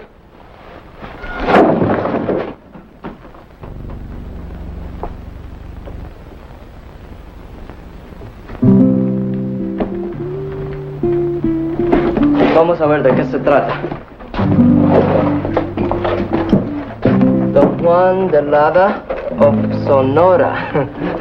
Welcome, senor, to our fair city. Don Caballero. Muchas gracias. And I would like one of your best rooms.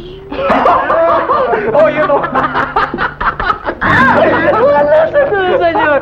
He takes me for the proprietor. He's a joker. See? He will pay you, senor, to look at me before opening your big mouth. I'm looking. In these days, guns do not care who wears them. Patron, some of your very best wine, por favor. Oh, the best room, the best wine. You think, senor, maybe you deserve this? Of course. I say to myself, Juan, if you have the best wine, and the best room, and the best of everything, this makes me the best. Well, I don't need anybody to tell me that I am the best.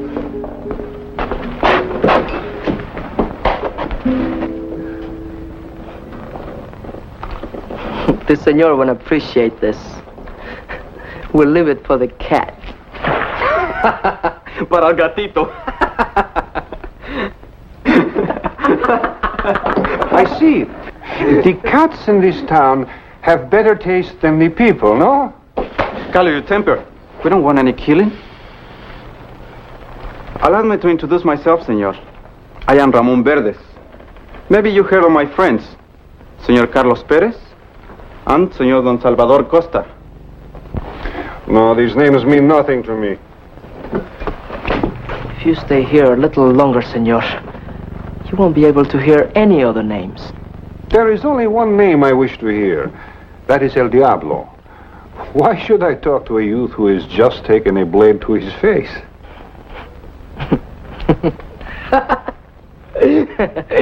So you wish to bailar con El Diablo? No. I do not wish to dance with El Diablo. I wish to ride with him. But first we must have a little dance. Qué bueno. Let him go, Carlos. He doesn't know what he says. But he has a big mouth. Grande, muy grande. You see, we who ride with El Diablo have a little game.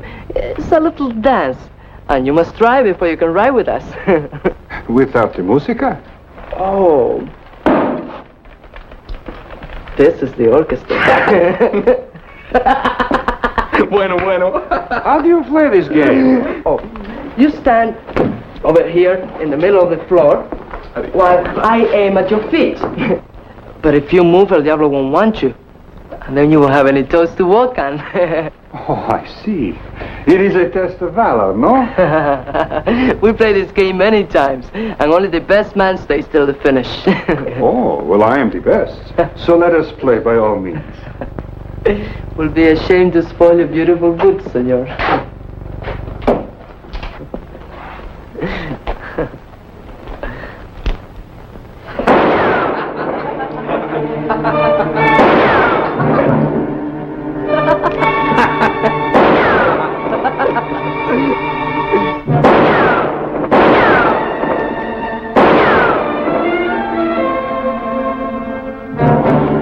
You are not very close, senor.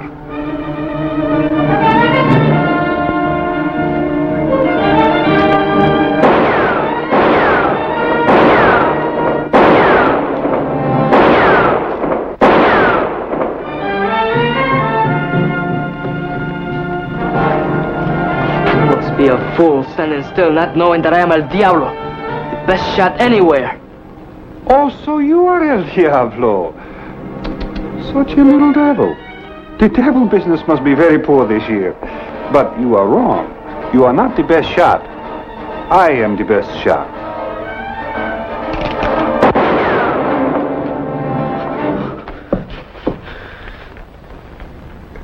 Now that we have danced, senor, when do we ride? Ramon! Salvador! The only ride you will take, senor, is out of my town. The same road that brought you in will take you out. We don't want any strangers riding with us. So get out. Ándese, afuera. Hasta luego. Afuera, afuera. Afuera, pronto. Afuera contigo. Perdone. Adios, little devil. Just keep riding. Sí. What was the shooting I've heard? The stranger, Comandante, the one who just left, he got careless. Come on, let's look at the countryside.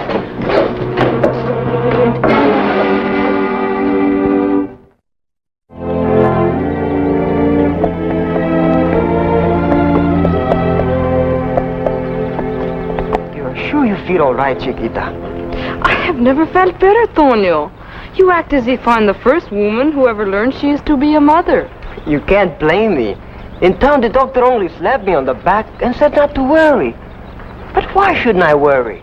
I was never a father before. All right, Papacito. You should have let me help you. If my first visit to doctors is this to you, I wonder what will happen on the day our son is born. I will stand on top of our house and crow over the whole countryside.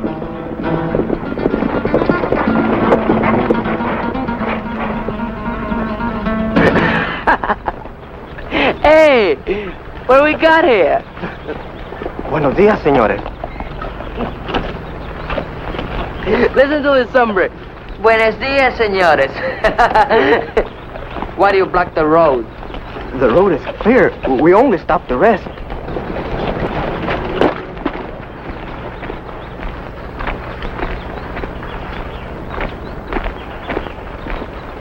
There's too many people on this road. And now El Diablo says that it is blocked. You were right. Let us get on our way. Where are your manners? Got some wine here. You will drink with me. One drink, senor, then we must be on our way. Carlos, let it go! One drink and one kiss. Carlos, hold your temper! Stop Get it. out of here! ¡Suélteme! Tranquilate! Why, you...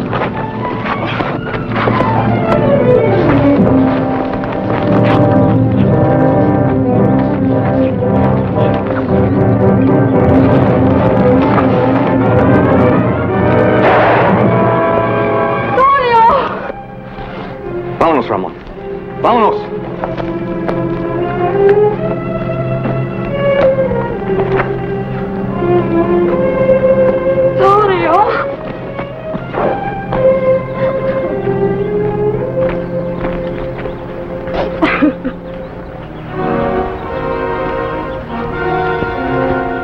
You I don't know. Or you. But you, Ramón Verdes.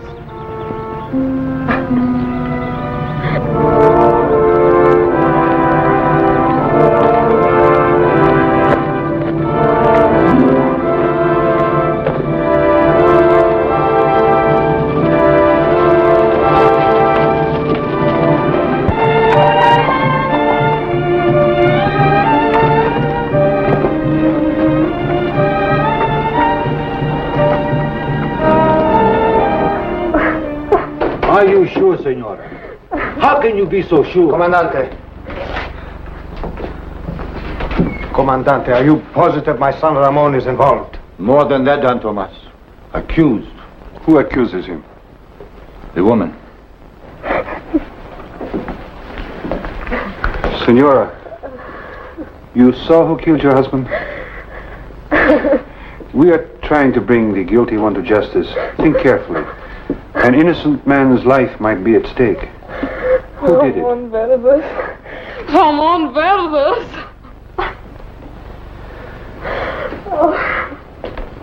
To all our questions, the same answer.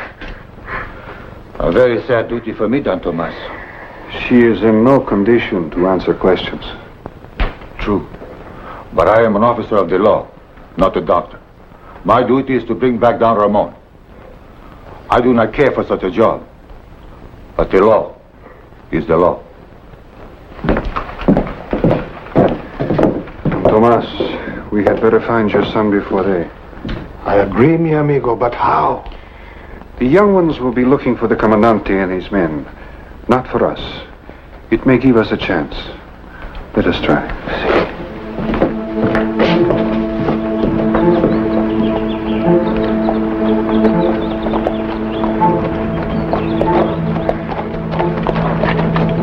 Be dark in about a half hour. Si, senor. We will not be able to follow them. Well, we can follow them all right. It'll be slower. They're headed north, probably going for the border. Don't worry, we'll find them. Qué bonita la chamaca, ¿verdad? That's the... Here. Hey, nobody's following us. Stop acting like a tiger in a cage.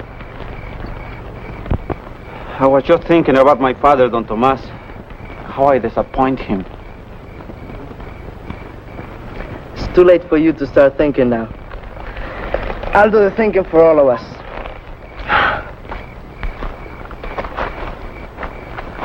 Sails real plain. They're young.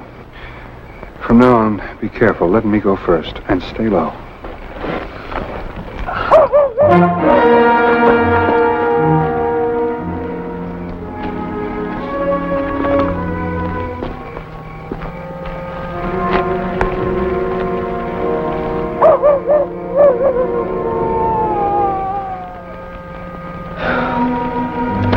Animals. They only hunt at night.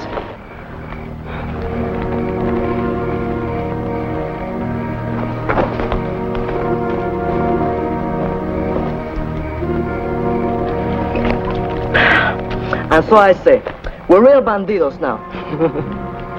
So let us live like bandidos. El Diablo and his men. We will sweep the countryside. We will take wealth and everything when we find it. Carlos, we're in enough trouble now. I want no more of this. No robbing, no killing. Sure. We're in big trouble now. A man has been killed. We can be hanged for this. But they cannot hang us again if we rob a bank or two. Maybe we'll not be hanged if we go back. But if we tell how everything happened, we was just drinking. There was a fight.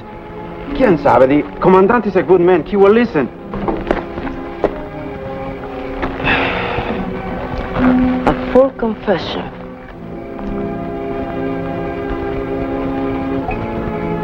It will save all our lives.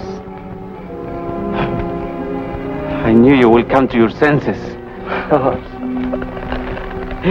They never left me. You just made him a little sharper.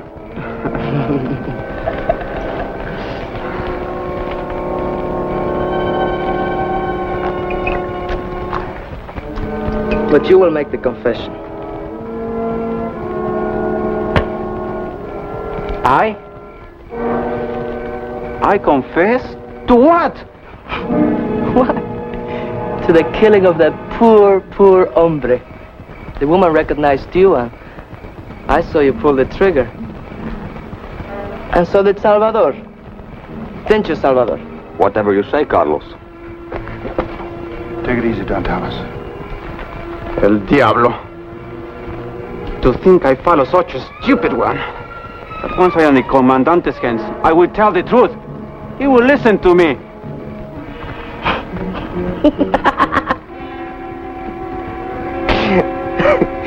So I'm stupid, huh? But not as stupid as a dead man. I'll circle to the other side. When I give the signal, come out. I forgot. You are a Verdes. And between you and Don Tomas, the law will listen. But if Salvador and I hand over your body, regretfully, sadly, saying that you forced us into violence, just a couple of youth trying to have fun. Shoot, and go to the devil. Don't be in such a hurry, my amigo. First we'll have a little dance. Another bailar con el diablo. First I'll shoot your feet. One bullet on each one. Then your knees. Oh, and when you're kneeling like a bull before a toreador, the moment of truth, right here. Salvador, remember, we had to shoot Ramon because he killed against our wishes. No, Perez, no. Muerte. You filthy beast. The old Verdes coat himself. Wonderful, Don Tomas. Always the caballero grande. I like that. Is this a private dance? Or can anyone join? Drop the gun.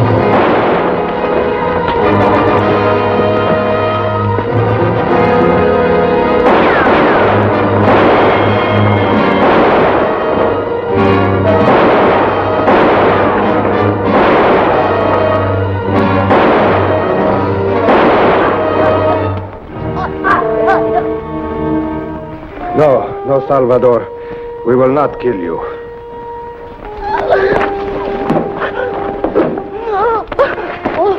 Oh, senor, please don't kill me. I'm sorry. Don't kill me, senor, please. I'm sorry. Like I said, you are a very little devil.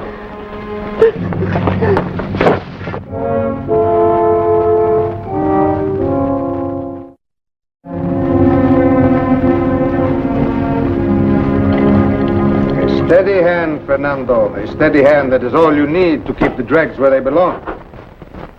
These modern times. Soon the art of decanting will be lost. To you, caballero, who has given me back my steady hand and my son. We should also drink to the Commandante for for releasing your son to your custody. And I better get out of these clothes before I forget how to talk United States. No. You keep these clothes. Fernando already has put your clothes in your saddlebag. Well, thank you. Play safe journey.